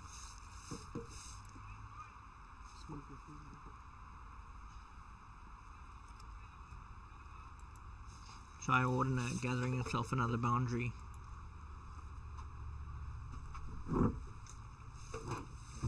Pity that from deep mid wicket. Could have done better. 4 runs regardless.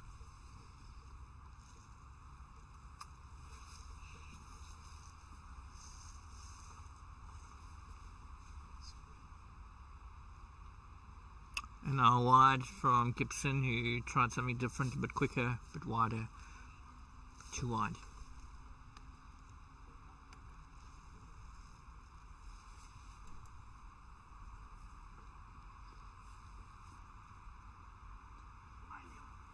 Squeezes it past the slip.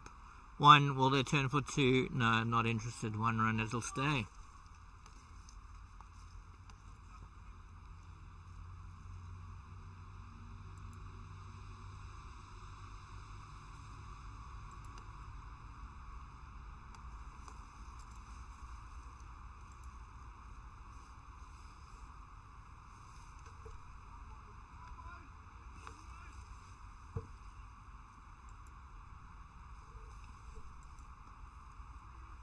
That is some really nice timing, playing the ball nice and late. 2 runs.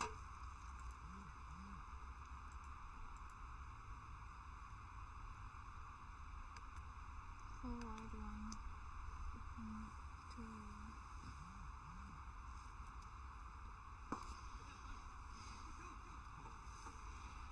2. Could this be 4? Long off runs around nicely, they take 2.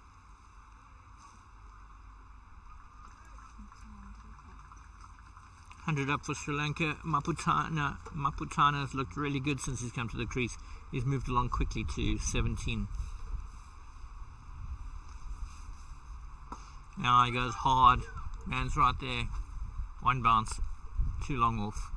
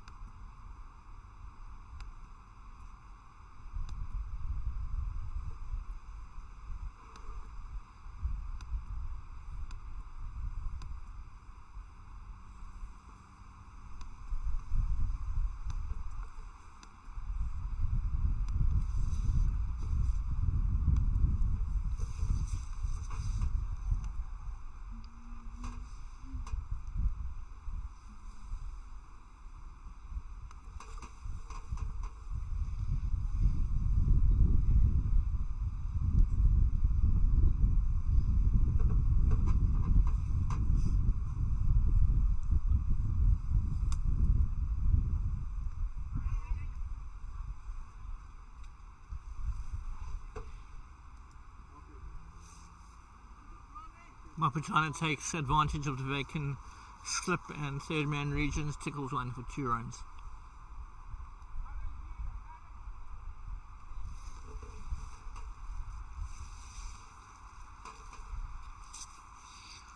Sri Lanka's target now into the teens. Oh, that is very nicely played and unfortunately misfielded for Canada. 1 run to deep cover when it could have been a dot ball to cover.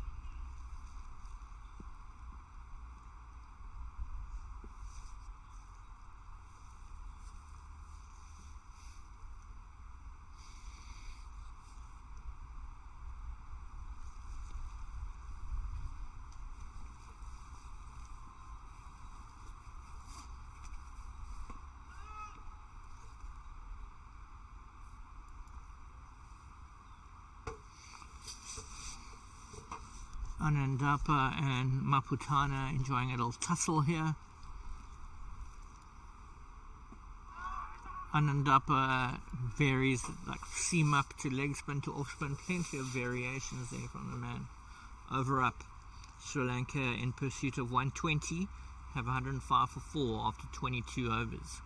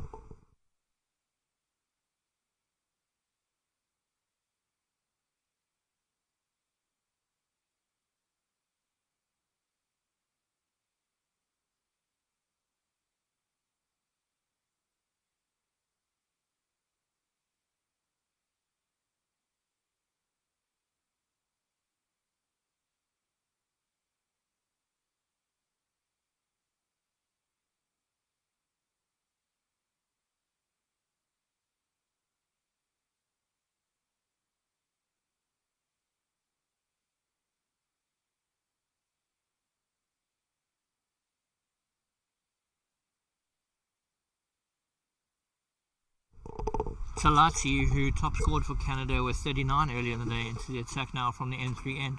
Off spin, a bit of a crooked elbow, but nobody's going to be calling anything like that at this level.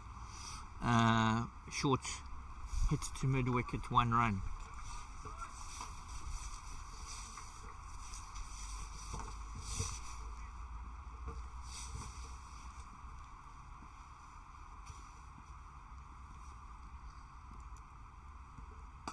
And that is massive.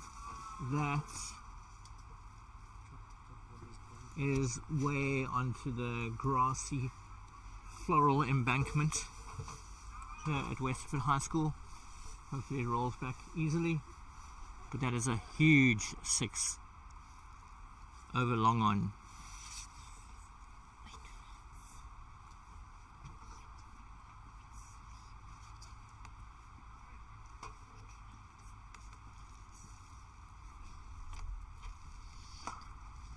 Goes again. This time it's 1 past 2, possibly 3. No, 3 points. So that's 8 runs and 2 balls for Maputana, who might be looking to end the match this very over.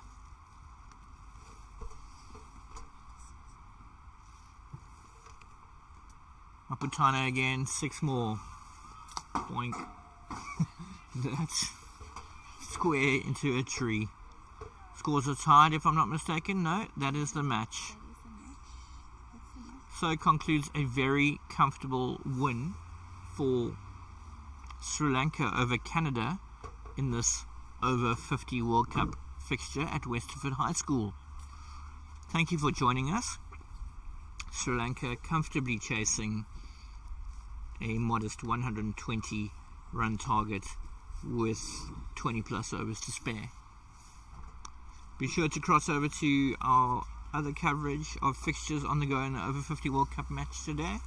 5 others currently on the go, including South Africa versus Wales. Thank you and goodbye.